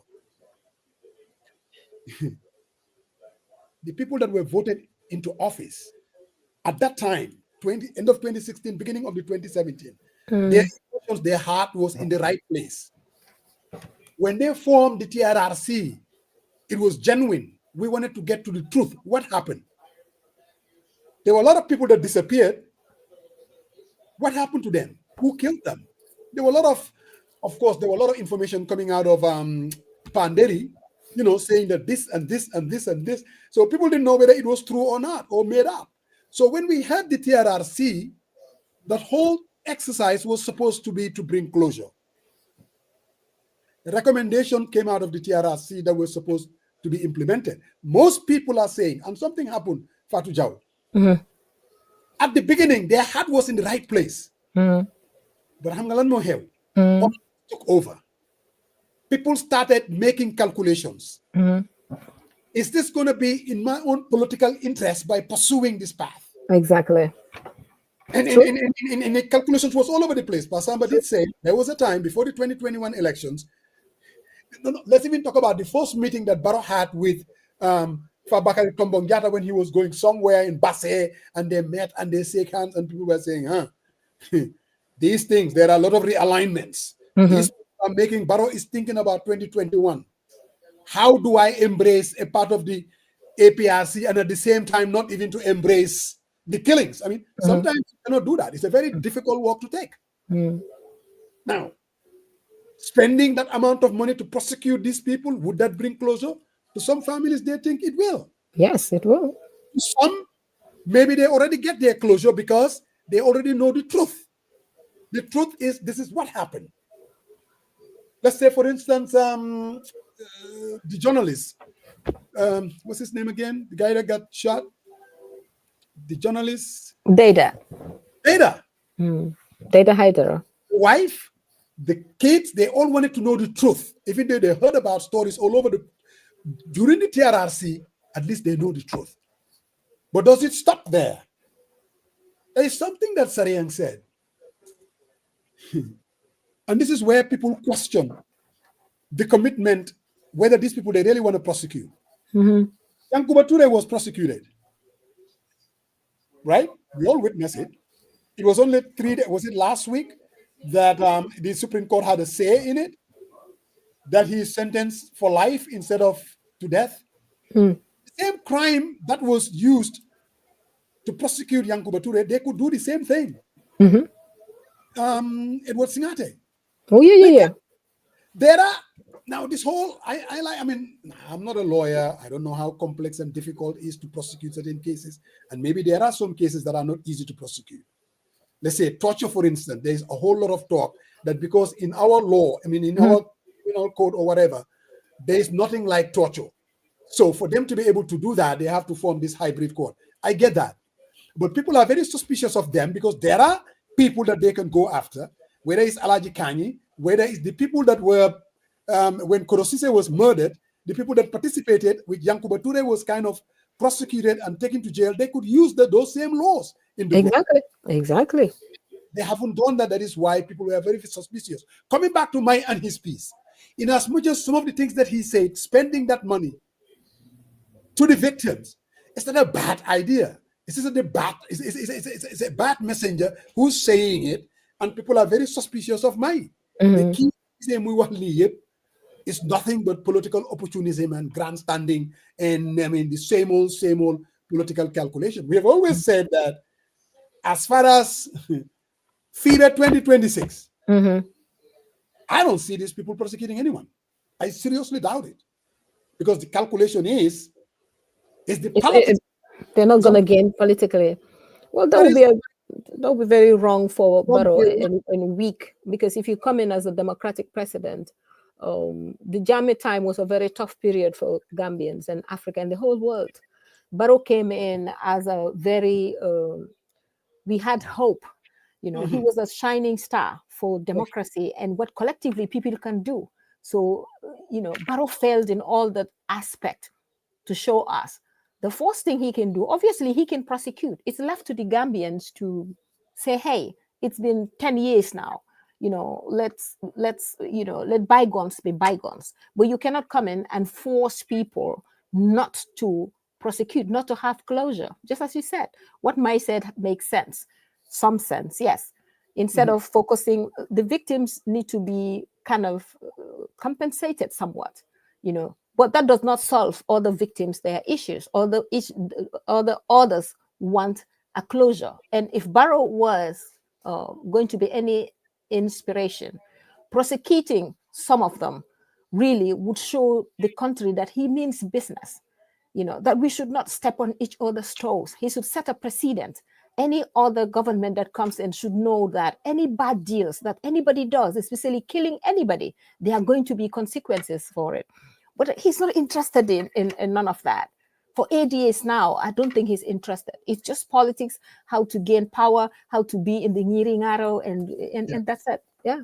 So the stake, if you remember back in 2016, the stakeholders, in as much as they understood one thing, and that is why if we followed the MOU to the letter, politics have a lot to do with it.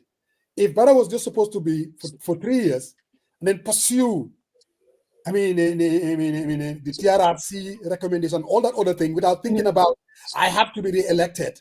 Exactly. To be out of the way, the decision would be much easier. But do the right thing.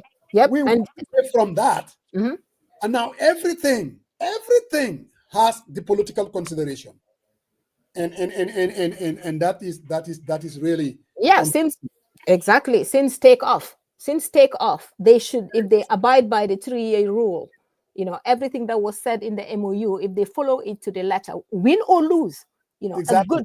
a good thoughtful thinking president would be like, I don't care, Musa Jeng, if you vote for me or not, even if I have just one term, I'm going to do the right thing. It doesn't matter. If Gambian, history will judge you correctly, but you just don't come and brush everything under the carpet because he said it's not going to favor you politically. So, but when you come to all those, most people accusing Barrow too, we all know how this MOU, and probably that will be for another day, how this MOU started and what went down and how we got to what we got to today.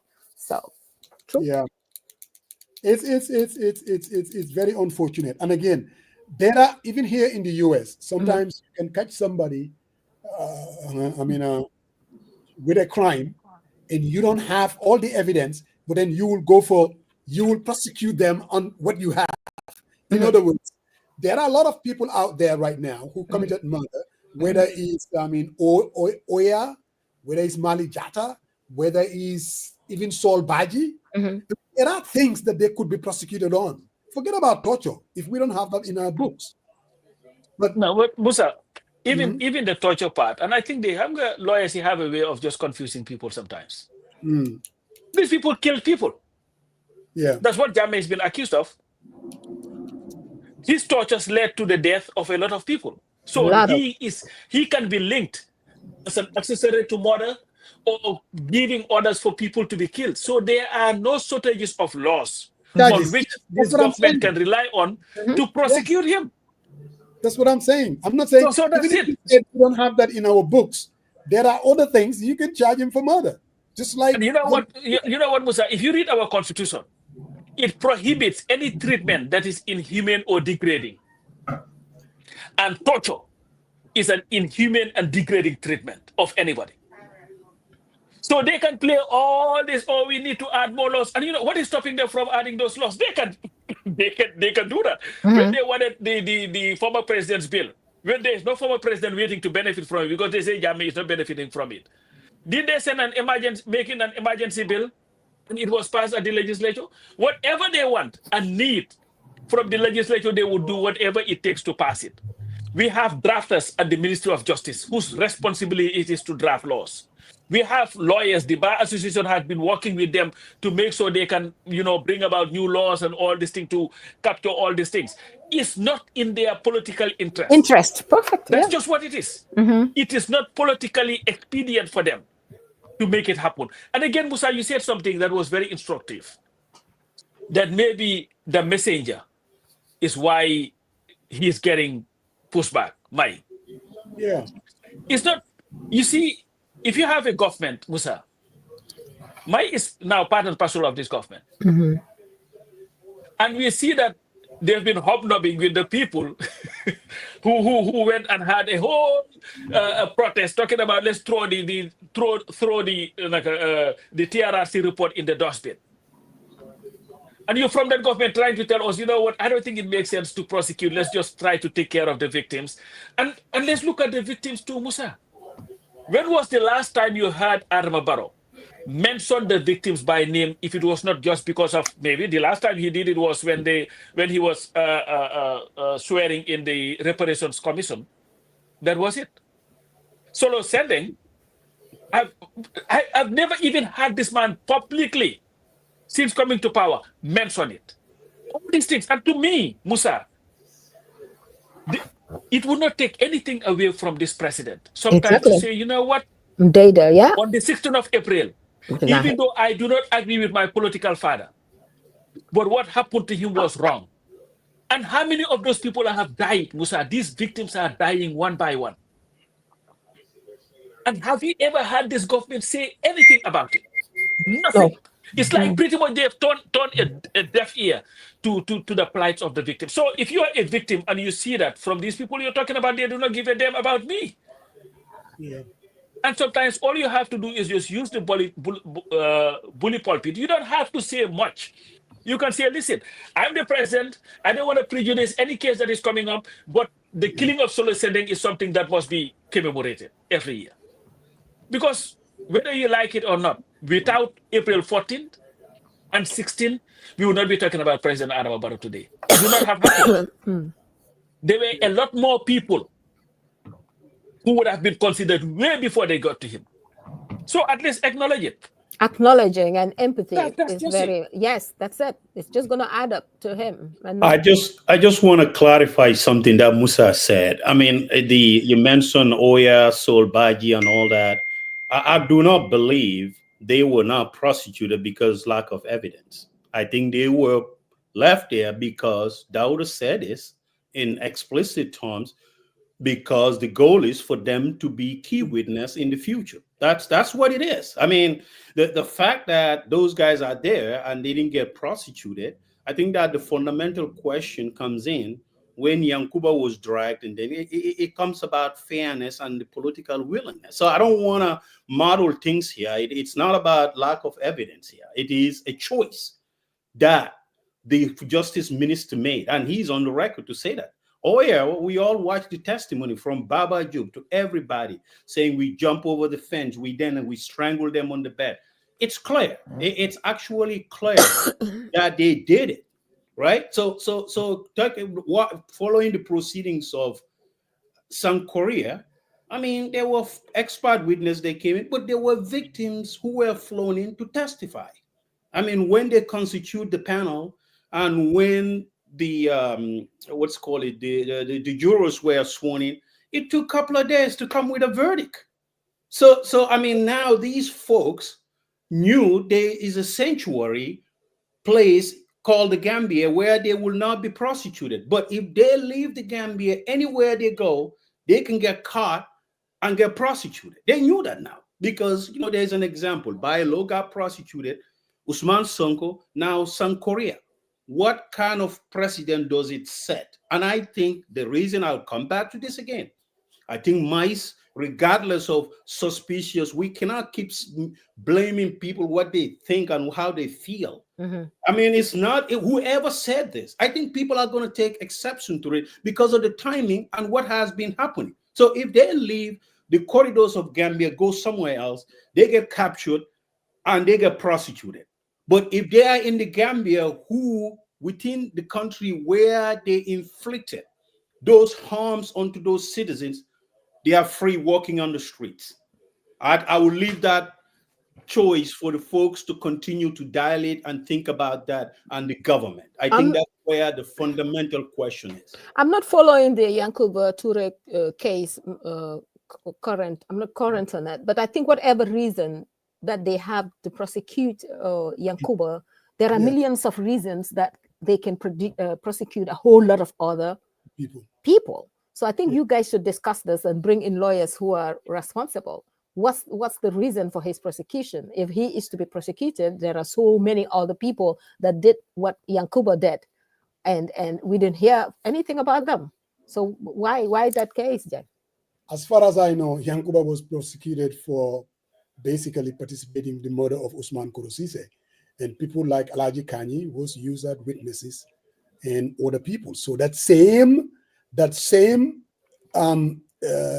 crime they can go after Edward Singate for the same crime. And then I don't know whether you heard what I said, Sarian. I am not saying they don't have evidence to go after the Oyas and some of these folks. I think they do, really, because these people basically went on the TRRC and say the things that they said that they participated in.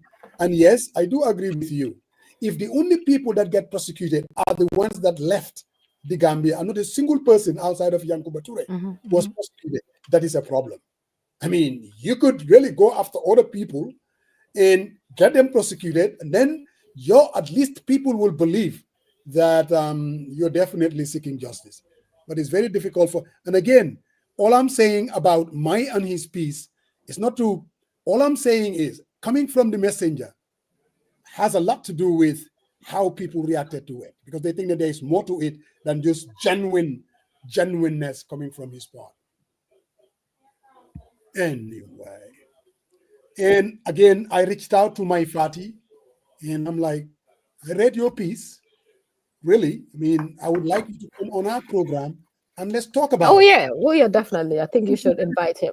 I go out there and put something on paper, no matter how unpopular it is. At least he can defend it. To defend it and say, look, especially if he's a lawyer. Yep. Mm-hmm. What always saying is let us back and forth and push back, and he's pushing back.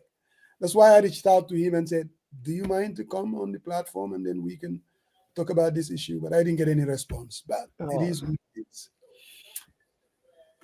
Brother Marong, so what else is out there? I told you, if you need the heavy hitters, you have to go through me. Well, you know, Mike is my comrade. If I'll that's talk to him. Then please, why don't you bring Mike? I think I'm going to change my designation. Maybe do a bunker on this program. Because I mean, no, but I Richard, but you know, like you said, again, at the end of the day, it is one thing to be going back and forth with people. Just come and explain your thing. Nobody's going to disrespect you. Nobody is going to. We'll just have a conversation, and you make make your reasoning, and people will either agree or disagree. Yeah, and maybe he has other ideas and reasons that we might not know or don't know about. He's a lawyer and he's very eloquent. He should be able to defend whatever he thinks. Yeah. Padu, sometimes you can be the brightest lawyer, but sometimes it's just tough to defend the indefensible. It becomes very tough job, man. Mm-hmm. You know, Mandinka say, modol man ke samuta nyote ni samuta ebe fenyo mutele kumotuibulo. What is Jan, right? Yeah, but Gambia is Gambia, so Mai said what he said, and sometimes you become lonely, man. I'm telling you, become lonely. So, but Musa, you said what is next and if next? Is that what you're asking? That's Gambia for you. Well, maybe I'm a wrong message, but I gotta, when you gotta give kudos, you gotta give credit where it's due. Mm-hmm. And criticize objectively. And that's what my position here is on Sunday to Sunday when I woke up. Crawl out of my bed at 8 o'clock Pacific Standard Time, which is, Musa, you're still snoozing because that's 11 on your time. But I wanted to discuss. I want to have a front discussion on what is happening day to day in our country and highlight where government did improvement. And one of those key things is, I think the ports, they had a PPP, private partnership, a public-private partnership with Turkish company. And first time in many years, I mean, they were able to discharge, all the containers or the cargo of the vessels, and, the dock is clear. And I think the reason I'm saying this is some of us are impacted. I do exports, right? So it was taking longer than expected, because the cargoes were going to Mauritania and it was getting offloaded there. It was waiting for a very long time. And there was one vessel that was going back and forth, picking those containers, dropping them off because there was congestion. And in addition to that, there was also congestion charges added to freight charges. And what it does is it impacts trade. and it tend to rise cost of goods and services, because if there is not absolutely no competition, it's really tough. But right now, I think it's trending with everything, the machinery that they have in place, and the company ordered some equipment. It didn't come, but they had put seriousness into ensuring that you know cargo is offloaded, vessels are discharged, they are on their way.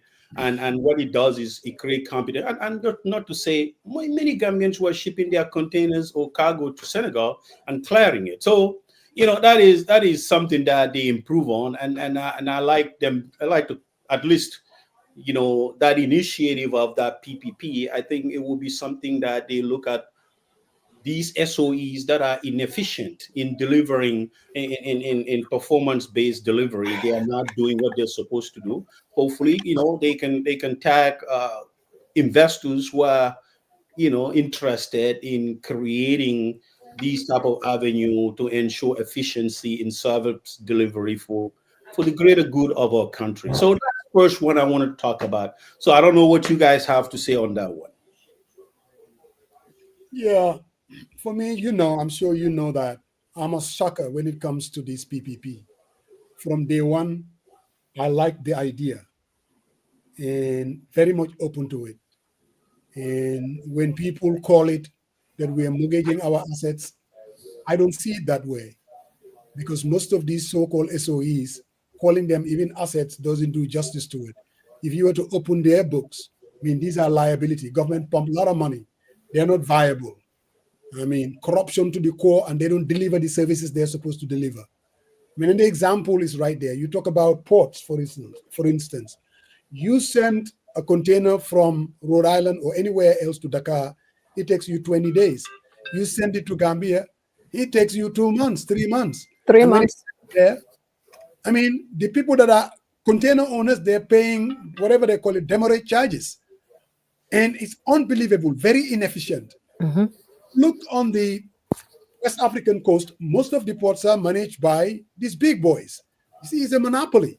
So if you want to say, I'm going to go it alone, then there's a lot of corruption and inefficiencies. We all know that these SOEs, they don't work, they haven't done anything. Really, they're not viable. So on the change lane to try something else. Now, there's something that Dr. Gajigo said when we had him here, and I listened to some of his interviews. He is not against PPP. What he has a problem with, the way they went ahead and they made these deals, which is very genuine. I think that maybe these deals needs to be looked at. Some people, they look at the port deal with Al Baraka, Yes. And they're like 80-20%. Why are we getting 20 and they're getting 80? And then I listened to the minister. The minister said, okay, this is what we're getting in the process. We're going to have a port depot in Kaur. We're going to have one in Basse. They're going to take care of change the ports in Banjul, and then they're going to build a new seaport. Is that what the 80-20? I don't know, but it's something worth.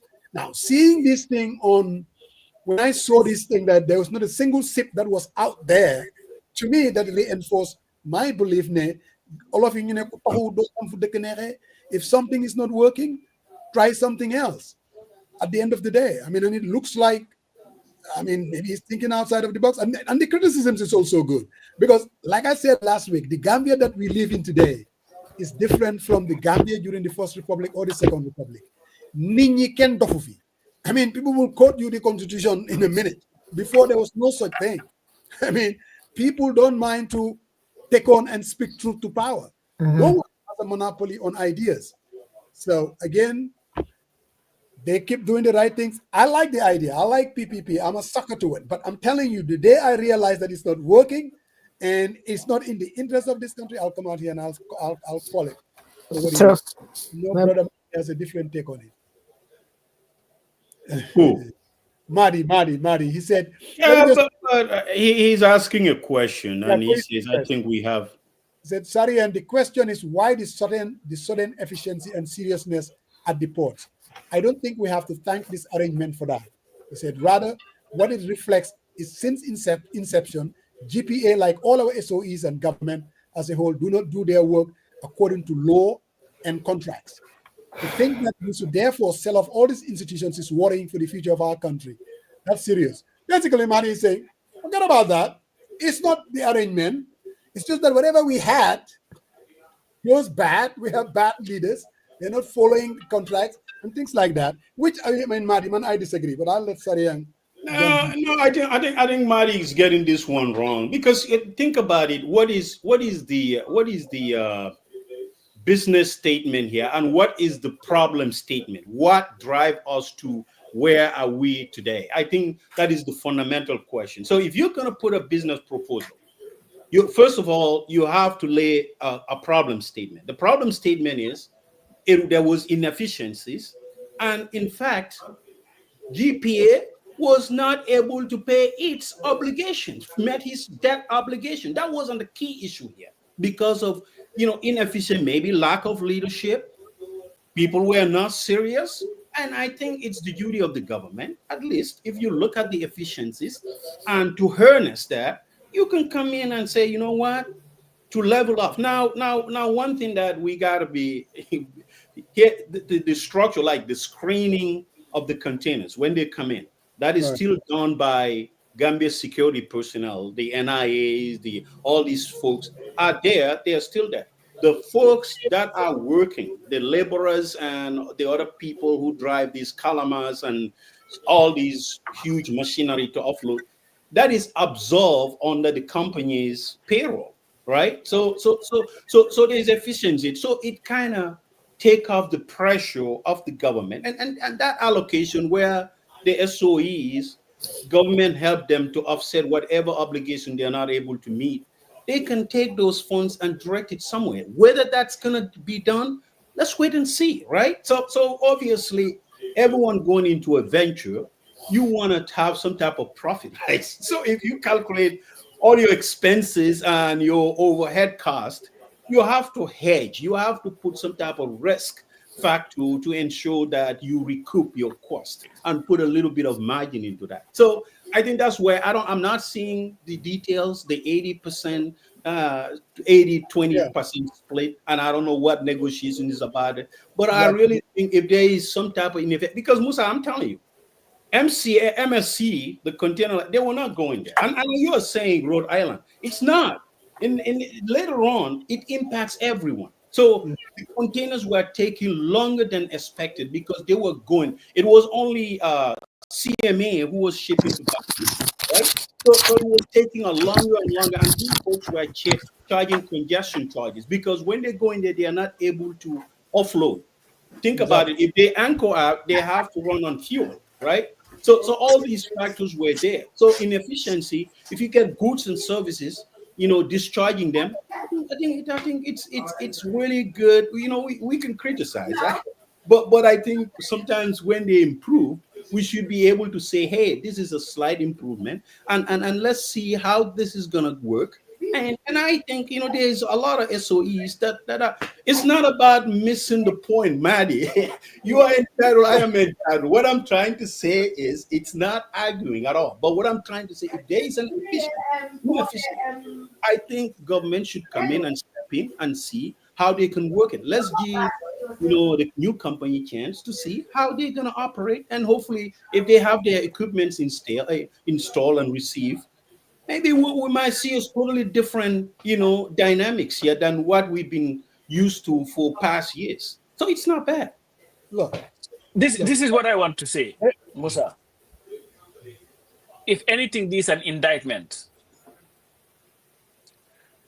Because listening to you guys, these people are coming and working under the same conditions that previously entailed in that country. It's not like they brought anything new.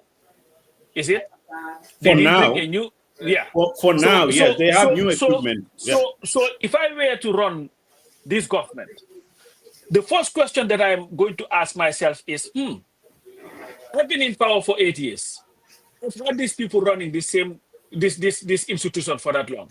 We've had this problem. These people came from nowhere. It's not like they brought any new thing with them. It's just individuals that came and said, you know what, we're going to have it this way, and then we are getting results.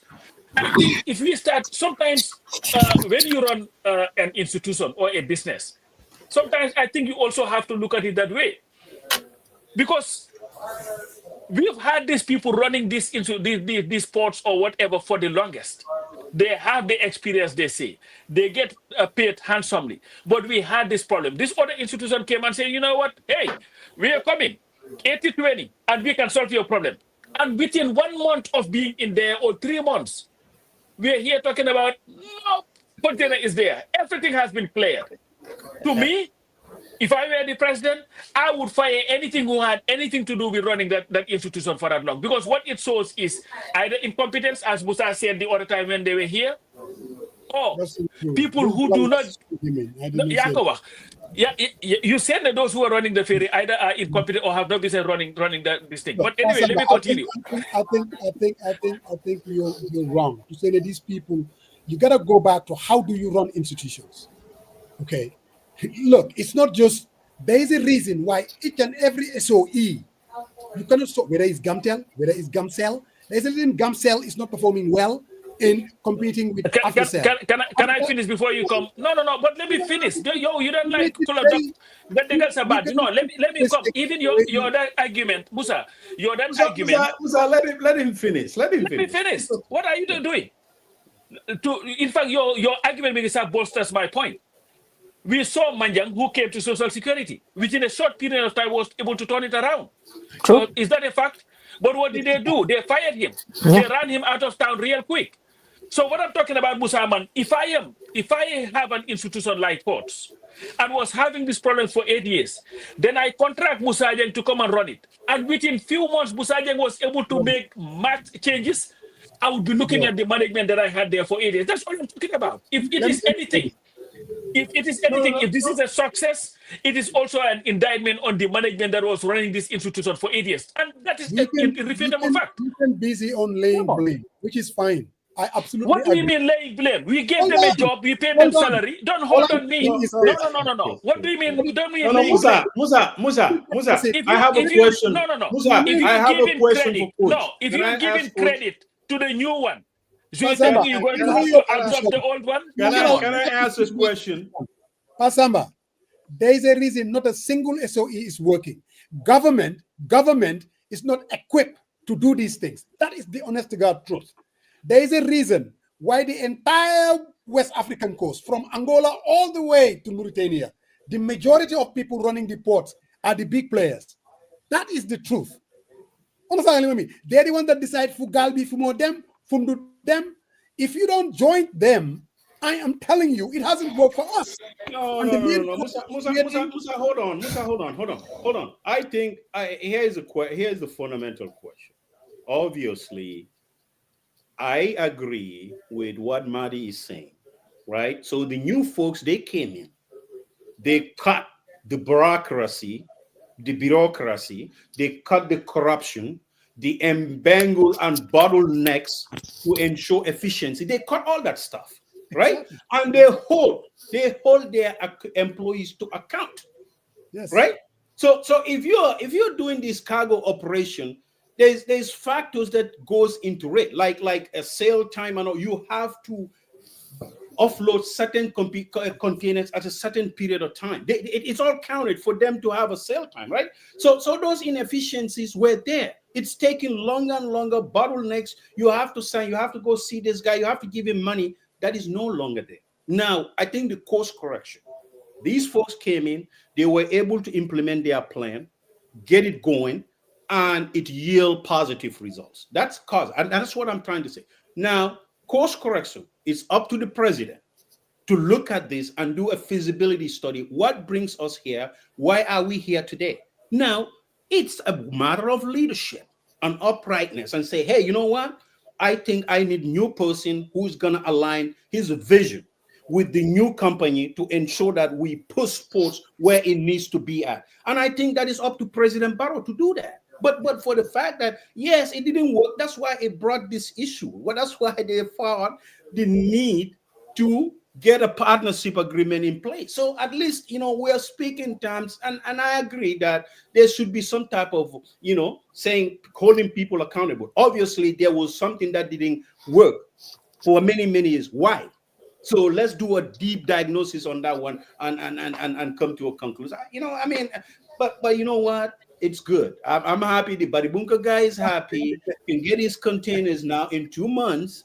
And I think the local folks, we're talking about the rice, the cost of rice and all that. If you get someone who's rice and oil and all that stuff is in one container, and he bribes someone to offload the rest of those are sitting out there, he has a competitive edge among his peers. So I think this whole thing becomes central, and we need to diagnose it. And it is what it is, Father Mos. Unfortunately, today, on this one, Musa, I align with you. And how are the ferry situations in the country now? I don't know. It's on and off, man. Left to me alone, they will give it to some other individual to run it.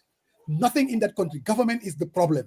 When they run these institutions, we all know incompetence, corruption to the core. That is why you bring a private individual, they make it work. Somebody was criticizing, they said, but that's what Senator was saying. It's like the inefficiencies. If you bring in someone or some company that makes these institutions work, then why can't we question, what was going on all these years? Farijau, this is the thing. Let's say, for instance, we had these government so-called SOEs being run by supposedly a board of directors and managers for years, going all the way to the First Republic. It has never worked. So it's a system problem. So you come in, you're a syndicator, you're a minister of finance, you're like, you know what? I think I'm going to look at another business model. I think that we should try this because other countries are trying it and it's working. It works, yep. And it's working. Why do we want NAWEC, for instance? I can guarantee you, if NAWEC were privatized 3-4 years ago, we would be looking at a totally different power company. NAWEC is at another level. Governments are not good at managing these things. They're not, unfortunately. Government should be there to do what I call regulate. All right? That's what they're good at. But if you give them an institution to run, just an example, Pasamba. Let me use this example. I worked at the stadium. We have a Friendship hotel at that time. The only source of revenue was coming from that hotel. Government was spending, at that time, hundreds of thousands of dollars sending its subvention to the Independence Stadium. I came in and I said, okay, how else are we making money? You look at the financial statements, you know that the only potential source of income is the hotel. You trying to make that hotel work, put the improvements, make it competitive.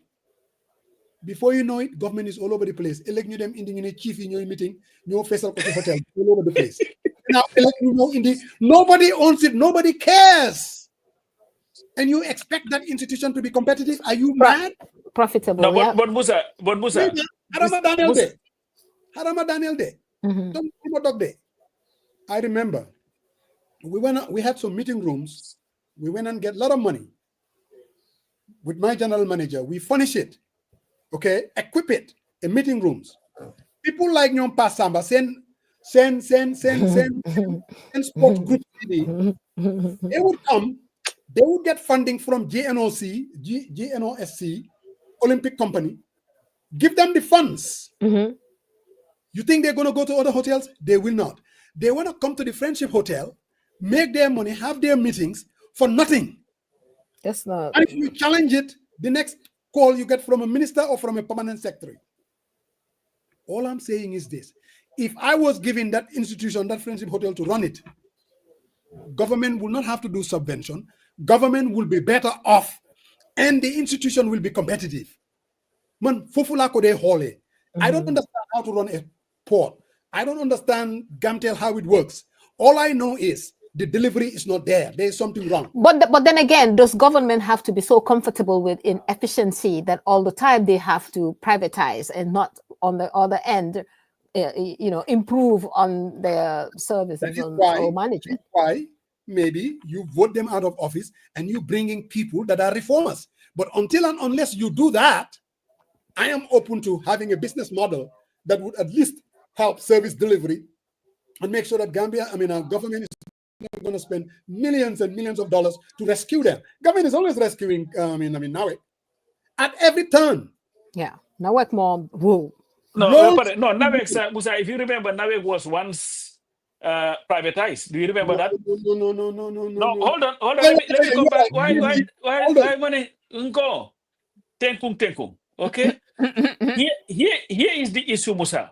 I think you're so eager to defend the business model that you are not even listening to what I'm saying. Here is what I'm saying. Whether we have the business model we work or work good, what I'm saying, Moine, the reasons why institutions continue to fail is because of the lack of accountability. Exactly. Musa, you have a job, I have a job. We have jobs here. You understand, money? Man, when I come every day, even when I'm home, I am on my phone checking my email to see whether we have like a meeting targets or not meeting targets. They do not care what other eventualities happen. That's not their business. You have a target, you have to meet that target. I agree. Let's look at the Gambia, why it is failing. NTC, look of it, no? Government. Did you hear anybody got prosecuted for it? Government. Okay. GPMB, anyway, all these institutions that have failed, all of them that have failed, the failures came from individuals. These individuals were never held to account. To the extent it becomes okay to hold a position when you're supposed to go to work, you're not going to work.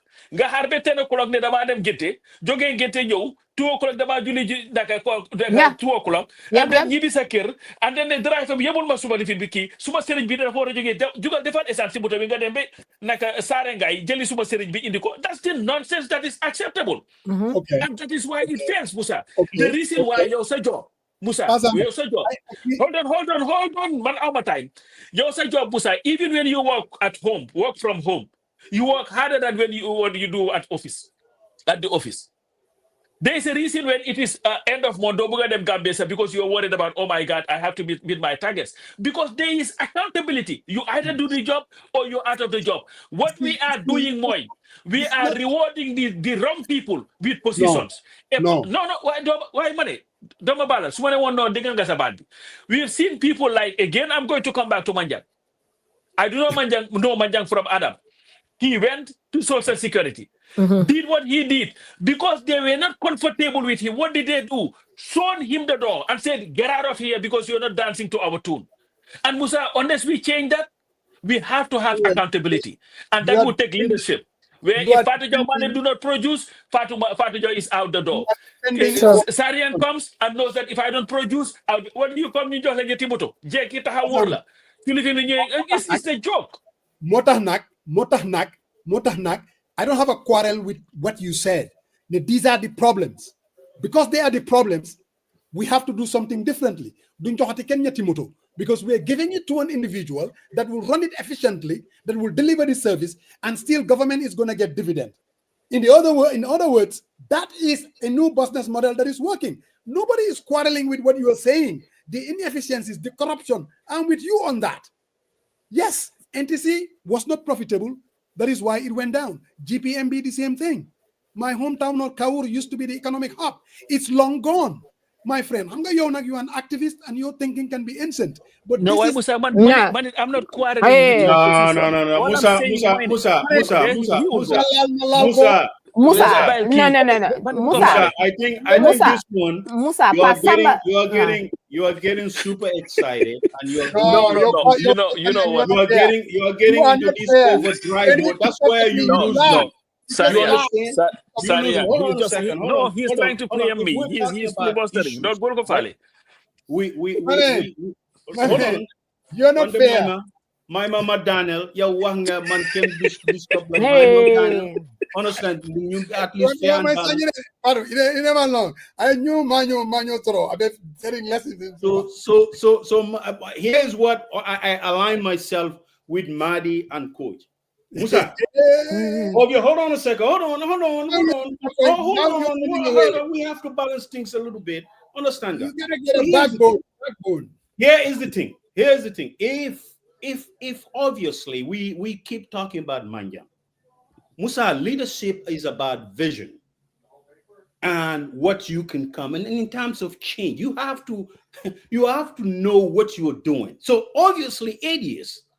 I don't know how long Mr. Jobate has been at Ports Authority, but if he is doing cost overruns and he's not able to pay debt obligations, that's a fundamental problem. Now, I think the minister, Keita, if this new company is installed, their revenue forecast, their expenses, they were able to meet every penny, every expense that they incur. Obviously, I'll be questioning the leadership style of Mr. Joe Biden. Exactly. And obviously, I think the best remedy is bring someone in whose vision will align with the new company to ensure to put this whole post authority on an efficient and cut out these bureaucracy. You say corruption. Well, everybody is thinking about, you go down, you talk to one person, he's going to say, oh, what are you giving it to me? The kickbacks. I think that's a problem. So unless and until we recognize these problems and kind of cut that off, then Gambia can be all for people. I mean, if the containers are running back and for you got supplies, you got goods and supplies flow smoothly across the ocean Atlantic, I think that's good for all of us. So obviously there is an issue, and if they even NAWEC, say NAWEC too, if there is cost overruns, they could not pay their obligation. What is the problem? What are they spending money on? Musa Jeng, what they're saying is you are going for privatization, which is not a bad idea, but fixing problems, every government institutional problem with a new private company is not also helpful. What Coach is saying is, okay, why wouldn't you question the inefficiencies of those who were there for all these years? I think that's what Pasamba and Sariang are alluding to. You can privatize, fine. You can bring in a company that will make profits, fine. But are we going to do that for every because every Gambian institution is not working? Isn't it time for Gambia to question, to keep accountable, more accountability and responsibility? And these people are all educated people. All these government institutions, they do travel. They've seen how things go in different countries. They are all educated on paper and in experience. So where is the disconnect? Where is it that a new private company can come and make billions? You're going to be there for 10 years, and still now, goods cannot. And you live the same type of leadership in place. Yeah, I think that's where I agree, Mahdi and Coach. You see all these changes, and it's positive. Now, why do you think you need to leave the same man in the same position with his team in place? Look, why? I have seen people move around in the Gambia. I have seen bringing in new board of directors. Bro, let's call it exactly for what it is. And I like what Fakura, I don't know whether I pronounce it. Fakura said, he said, we expect too much from government. Governments all over the world are inefficient. That is the reason for privatization. In the Gambia, the average person is corrupt. Every government will have to deal with the same corrupt folks. Politicians will compromise of votes to save their careers. Alport has no magic wand. They don't have anything that is different. Their focus is this. We're going to run this efficiently in order to meet the bottom line and to make that service delivery is efficient. Government is not capable of doing that. Mahdi said this. He said, SOEs and public involvement in the economy were the basis for the foundation of Western economies. But the Western countries, they dump that. You don't go to these Western countries and see government running these institutions. They don't run power supply. They don't run telecommunication. They don't run any of that. They allow individuals, corporations to run them. Mm-hmm. Show me a country that is developed and making things happen. We're not working for government. If you go to Gambia, the majority of people are government employees. That's a problem. You don't build a modern institutions relying on government to do it. Do they them? Now, do I agree they were inefficient? Absolutely. They were horrible managers. Yes, I do. But agree. Then what's the purpose of government then? That is when why, you're going to give excuses to every. You see the problem? Okay, let me try a new business model that will bring about service delivery and the bottom line. And that's exactly what they're doing. Mm-hmm. And I hope that they don't even stop at the seaport. Let them go across the board. Now, there are other things that you cannot, Mari is talking about, then you might as well privatize the presidency and all other institutions in government. And I don't know about that, Madi. I don't think that's going to work. But this trajectory, I think we should all support it. I really do believe that. But we should support it, Musa. But what we are also saying, we should, but yes, there should be a change, a new phase. And saying you're using generalizing. I heard you saying government all over the world. And I think that is incorrect. I mean, that is especially the power grid. You know, I mean, the Department of Energy is engaged. They own stuff, and they had private partnership or private investors supply other sectors. Your power company in Vancouver? Who's your power company in Vancouver for you? What do you mean power company? Go down to no, hold on. I don't want this to be back and forth between you and me. The facts are there. You go to your company in Georgia, the main one, the main utility out there. You find out whether that has no affiliation with the government. I'm not saying they don't. I'm not saying they don't. So be careful what we put. But the main here is, I think if we identify the inefficiencies and someone else came in and corrected, I think we should leverage off those strengths and do a deep dive to come to a conclusion. And I think that's what it is. And you cannot have the same status quo, the same team in place. And maybe I'm just, this is speculation on my part. Maybe the efficiencies, the things that the Turkish company is doing, they don't want corruption. They don't know anyone. They said, hey, you show up at work from 8 to 4. You are here. You got 30 minutes lunch. You get on the thing and you do your work. Maybe they're not used to that, right? So I am just saying maybe the current management that we have in place, their vision and their leadership style might not, coalesce with the new company. I mean, we've seen efficiency, service delivery. That's why they don't have any vessels at the seaport. That's the truth of the matter, right? So let's give them credit where it's due. But I think also, if I was President Barrow, I will instill a new leadership at the ports to work with the new company to ensure that the end goals are met and for the greater good of the company. And that's all I'm saying, Father Moss.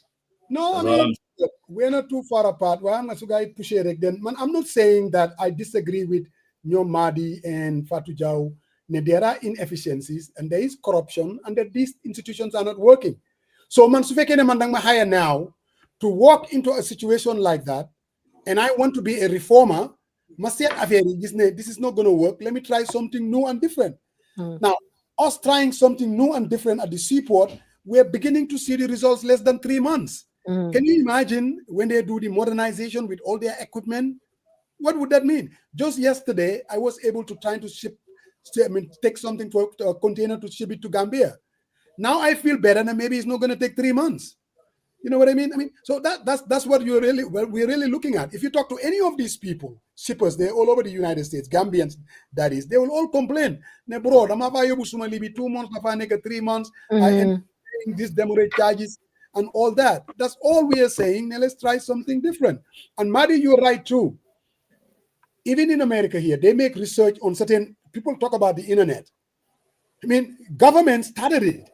The idea itself, they put a lot of billions of dollars in it.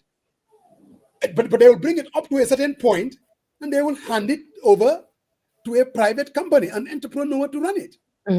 That's what they do in Western countries. Government is always there to do the research, whether it's medicine, whether it's just innovation. Government will spend the money to do that. But when it comes to running it, take it to the next level, they know that government is not very efficient. I don't even want to use competent to run them. And competent. We need to recognize that as soon as possible. And Sarian, when my party and your party, we form in 2026, we are going to make sure. No, don't start no BS rumors on this platform. I am not interested in any form party. I am just going to say for the record, don't start no crap over here. Please, I am not forming any party. I have no, desire or plans. But here is the thing. Let's move to the next credit, right? Give credit where it's due. The government also revealed that they've discovered about 1,400 ghost workers. And the ministry in charge, I forgot the guy's name. He said they're working on to ensure both the civil... Boy, the minister of... Boy. So he's talking about government going through that and ensuring that those are stopped, both in the civilian and military sector. So those are gradual, but at least we seeing the needle moving.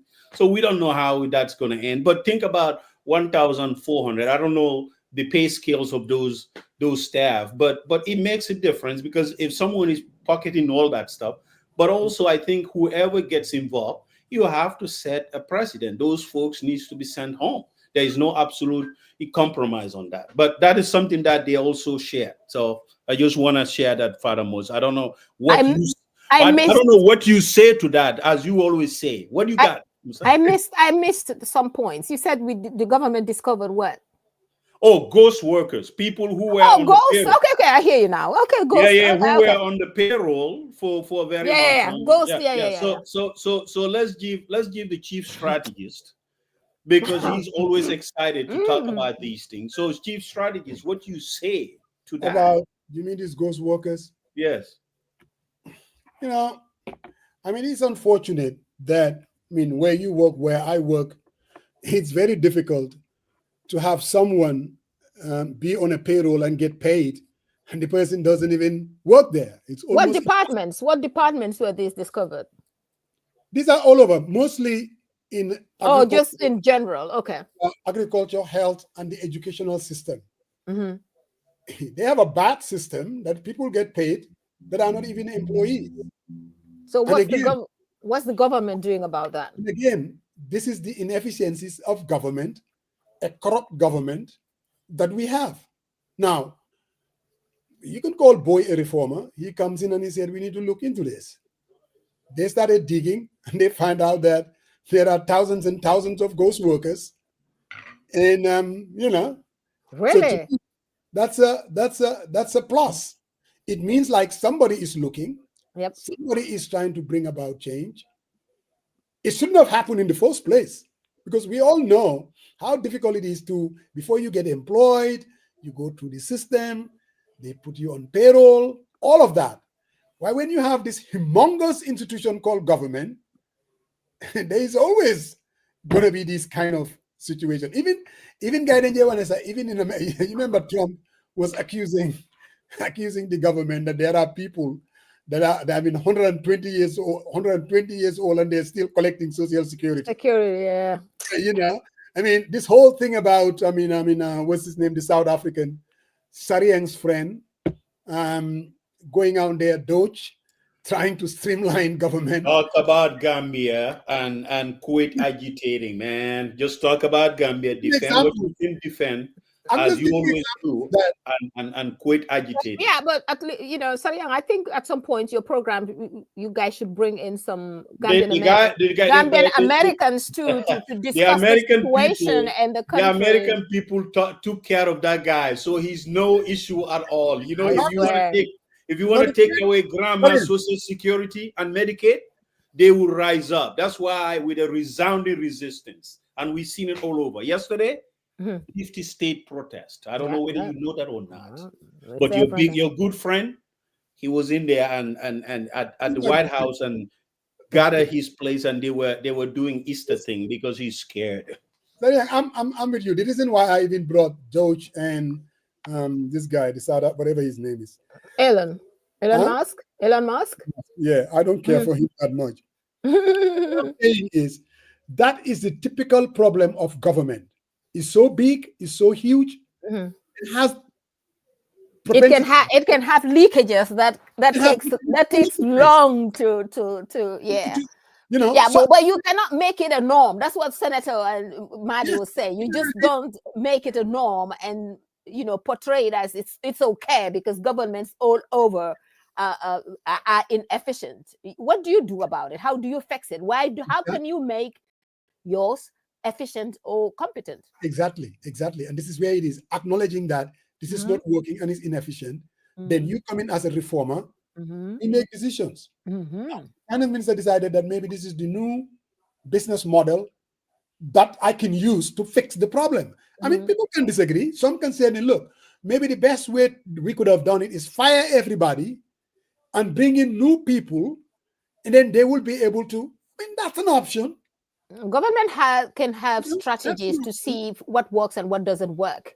Even though to make so many areas private, it's fine, but you cannot rely on that too all the time. You have to be able to fix certain areas. I think that's where you were. Yeah. So we can all agree on one. This. I mean, just to close this issue, we can agree on this. There is absolute corruption. There is absolute inefficiencies, and we have the wrong people running these institutions. No doubt. How do we know that? Because the service delivery is poor, and they are not even viable. The First Republic, most of these SOEs, they were under government departments. And the PPP government decided that, you know what, to make them much more efficient, we're going to take them out of government and make them independent with board of directors. In other words, they get away from one business model to a new model where it will be run independently by board of directors. Now, okay, so we transition. There's nothing wrong with looking at it and it's not working. Service delivery, Amut. Most of these institutions, we all know about NAWEC. I mean, we all know. But I think of all the institutions in the country, NAWEC takes the cake. Huh? Jeez. No water, no electricity. Hey. So, isn't it, shouldn't we look at it and see now whether we need to transition to something new? That's just what it is. That is not to say that we shouldn't acknowledge the people that were running it, they were inefficient and they were corrupt. Not just acknowledge, taking steps to fix it. You know, they should not be left comfortable that they are inefficiency. It's okay. It's okay. They lost their jobs. Now they're not running it. It means they take it away from them, give it to somebody else. So if that's not fixing it, you're an managing director of a institution. They come in, they PPP it, give it to somebody else. You're out of a job. And yes, I agree. That is an acknowledgement of failure. I totally do agree. Yeah. But anyway, Fatou Jaw, you made this really, really nice. And that is why when we spoke yesterday, you're going to hey, 3 hours, that's a long time. I know.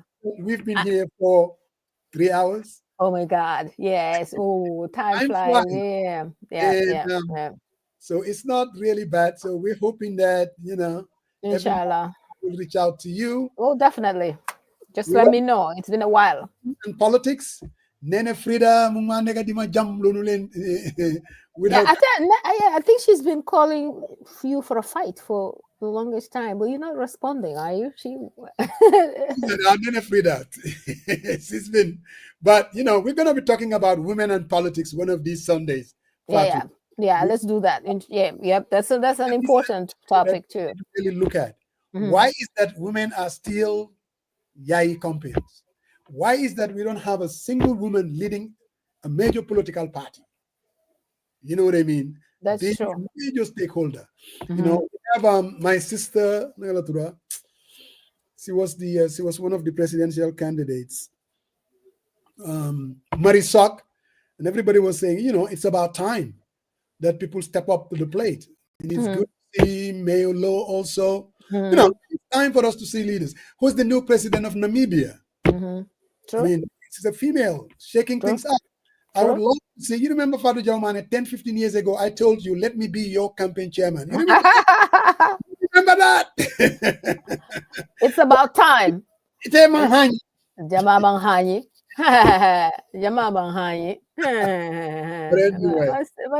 Yeah, we talk about it some other. Of course, definitely. That's a very important topic that we should encourage women to. It's not easy for women, and I think African countries, especially Gambia, they already have a set position for Gambian women in politics. Either you're going to be a yai company or you're going to be clapping here. And you're just going to be behind. So and pray that maybe when somebody wins, will make you president. No, you duke it out with whoever. It doesn't have to be, But yeah. So, but we definitely need that, and not just women being token when No. it comes to politics. That We should not even accept that anymore. But politics is a very tough, dirty game. Everywhere. Gambia included, and the dirt that comes with it also sometimes makes some women drag their feet. Because they don't want to get into that mud. But that's how it goes. That's the game. You will have to play it if you want to be. So, but we will have to encourage them to come. We're going to reach out to the ladies, yourself included. We're going to have a forum about women in politics. Inshallah. Fireworks. And, the Jukasises. Yeah, welcome. Oh, yeah, definitely. Yes. Yes. Ladies. We're going to bring them here, Sariang, one Sunday, and we're going to talk about women in politics. True.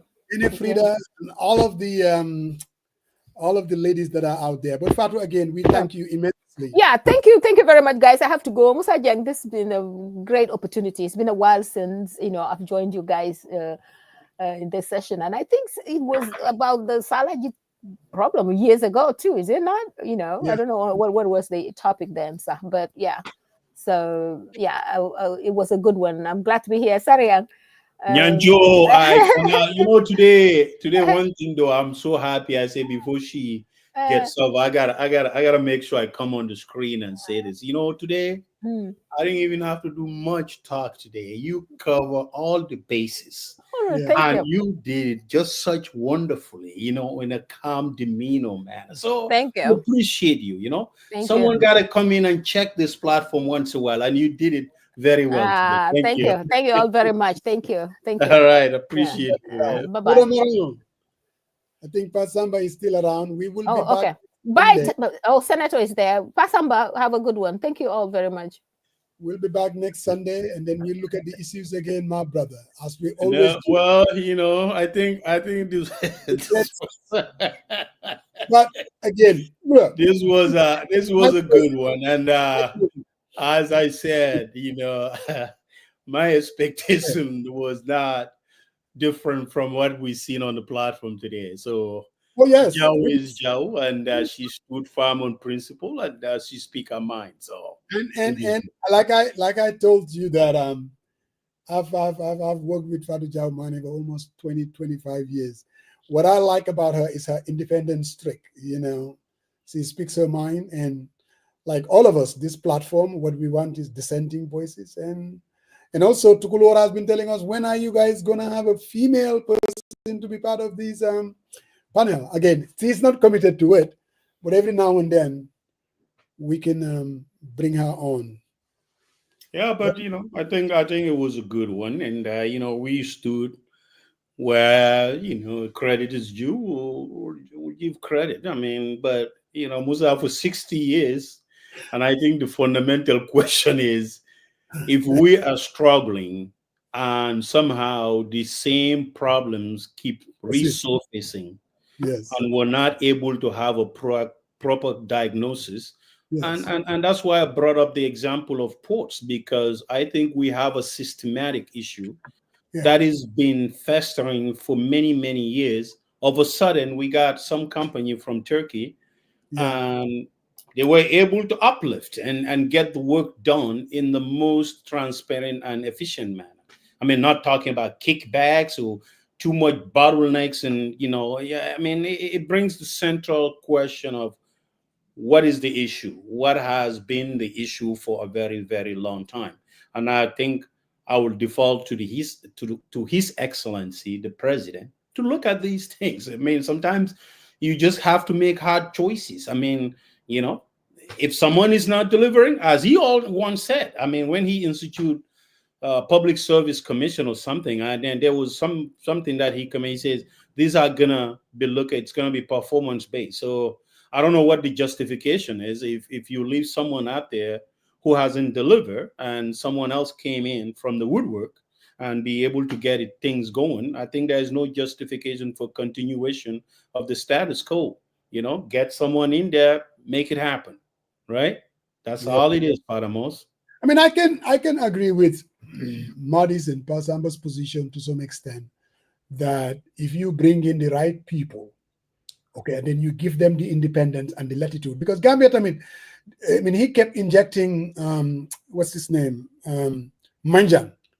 The Gambia, I mean, sometimes the problem is so structural, it's so chronic, that even if you bring a reformer under the same business model, it tends to be very difficult. But yes, I absolutely do agree.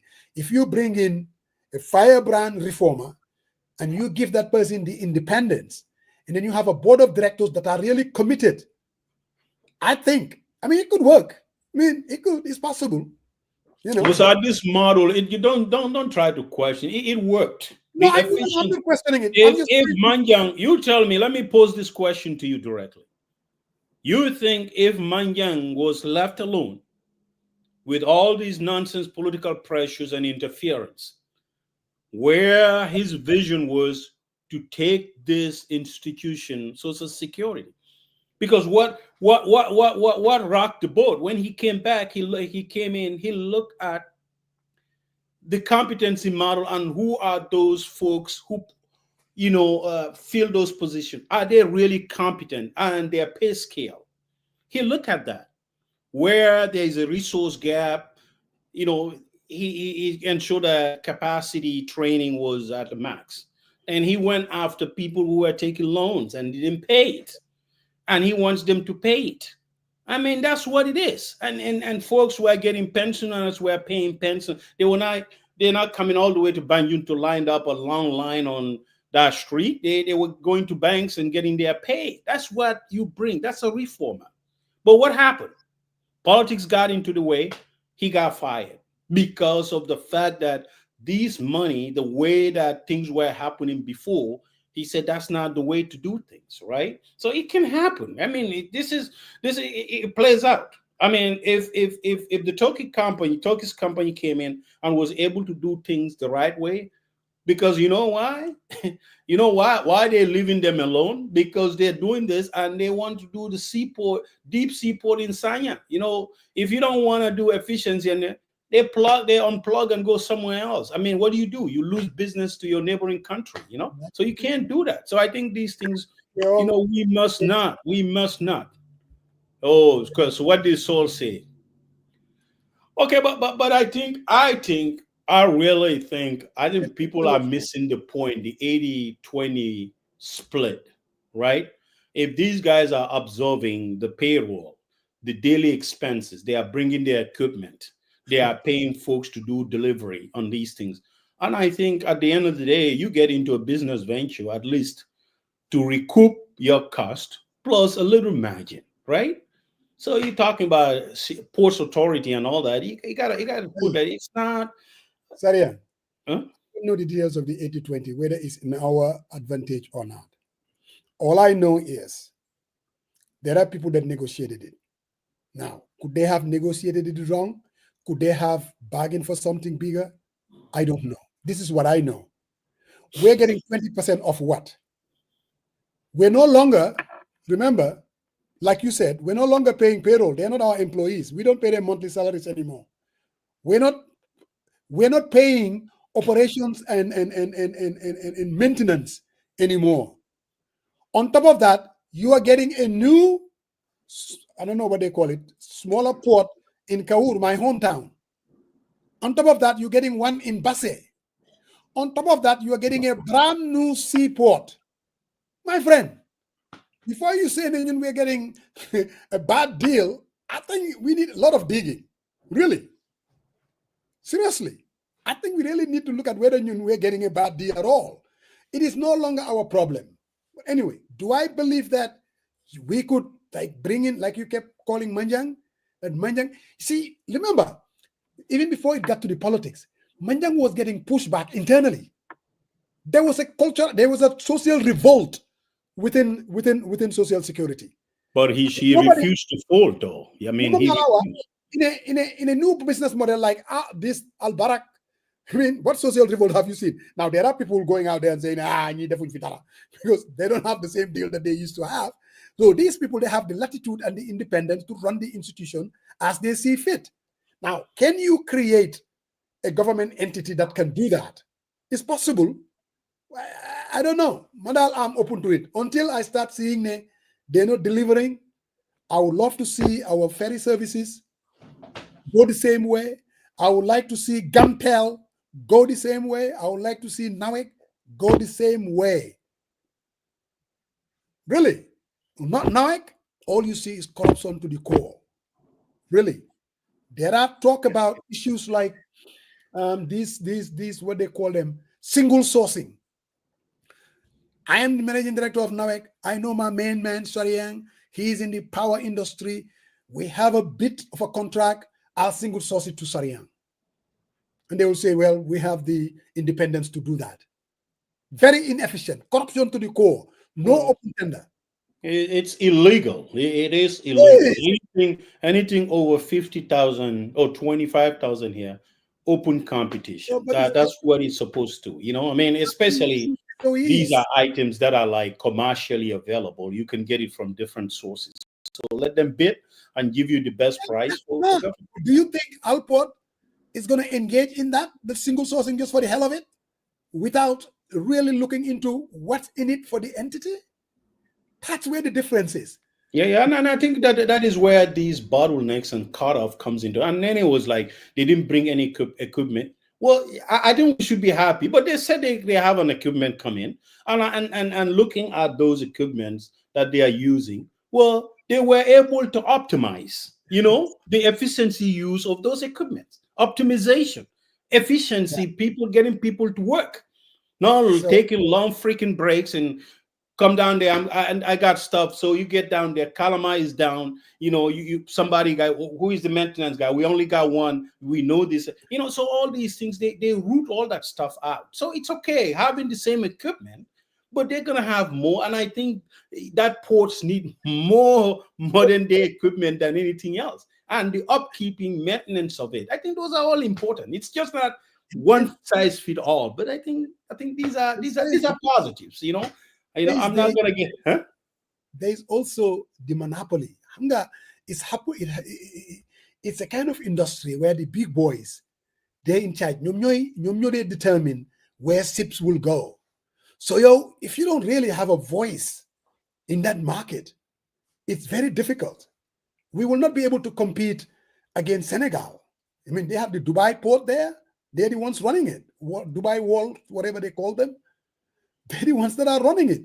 So the only way we can be competitive is, I mean, I remember even this government, they used to criticize them for allowing Dubai port to leave because they came to us first and we did not embrace it and they went to Senegal. We used to be very kind of critical. Now, why would we allow that to happen? I don't know. Anyway. All I knew was even if it was taking 4 months, 3 months, 5 months, 6 months, I stick with Gambia. My container was not going to Senegal. I'm gonna stick with Banjul ports to support Banjul ports. And I think there is efficiency. If anyone is listening, you know, I mean, let's consider this. I mean, if we had this much, you know, containers going down there, maybe that's gonna drop the price down a little bit. But I think again, the seriousness of executing day-to-day tasks of the Ports Authority is paramount. And with all seriousness, I think the onus lies on the government to do the right thing. I mean, just because government is not the solution, we cannot just use that as a as a buzzword, you know. Government can be efficient and government can take care of problems. So we just need that would be the last word. The onus is on government by Sariang Marong. We will be back next Sunday. And I don't know, Basirundao, if you're watching and everyone who's out there, you see this beautiful heart? Basirundao has just ordered about 2-3, my brother. So guys that are watching, call me. I'll mail you one. It's just okay. Well, I haven't got one. So it's been a month. I'm gonna send you one. Just give me your size, because no, for real. I'm gonna mail. I have your address. And today, I think the higher echelon will be very, very happy with you, Musha, because you did your part. Because you guys. I got text from headquarters and saying that hey, today whose headquarters is Sunwa Jidal, he stood up for us. Call by the So Saul, call me. I'll send you one of these for $45 with your grandbuba. I know you're ready. This new government of yours, you got to make sure that you dress smart, ready to go. Oh, 1 week, Saul came in, talk about coalition with King. The next week, he's dormant. Nobody hears about that anymore. What happened, Musa? No, it's a young you see. I gotta go, brother, man. Hey, Musa, but someone passed away in your town, though. I saw that, the young man who got shot at a gas station. Oh, yes. Very sad. I thought we talked about it last Sunday. Oh, yeah. No, I don't remember. I don't recall, man. Yeah, last the Sunday? guy that gets shot. Really, very, very unfortunate event. I mean, in fact, because I call Modu Jaju used to work with him. Okay. And somehow it was around 10 o'clock, 10:30. He was just about to leave, waiting for his the guy that was supposed to come in at 11 o'clock. Yeah. And then this crazy guy just came on and he started talking. The guy didn't even take him seriously. You know how sometimes they just come in the middle of the night just talking BS. So the guy was like, my money, you just get out of here. And then started walking away. And this guy just shot him. Oh. Very unfortunate. Yeah, very painful, man. Very painful. Really? I mean, it's just. Yeah, I'll grant him Jannah, man. Very sad, man. So Sol Baji said they're working overtime. I saw Keba actually. He went and he had a meeting with Mr. Dabo, and then they had it on. It was on social media. The picture of Keba in. So Keba is doing his work, and I called him, and he said he's trying to get in touch with some of the other leaders. So I mean, behind the scenes, I think they're making their moves. I mean, all we can do. All right, Musa. Inshallah. Until next Sunday. Today, you were fair and balanced, but I think kudos to our. You know what I have to say? You're not fair with me. Why? You never give me the benefit of the doubt. Even last night when we spoke, you're like, You have to. No, I give you the benefit of the doubt. We were having a conversation. You got dodge. You said, "Oh, I will call you back," and you never called me back. That's true. I was in the plantation. Remember, I was. You said, "Dodge." I ask you a rationale, and you're beginning to say, "Oh no, I gotta go. I'll call you back," and you never call me back. So how can I give you the benefit of that when you don't return my call back, Father? Brother, we will be back next Sunday. Inshallah, Father Mose. All right, my brother. All right.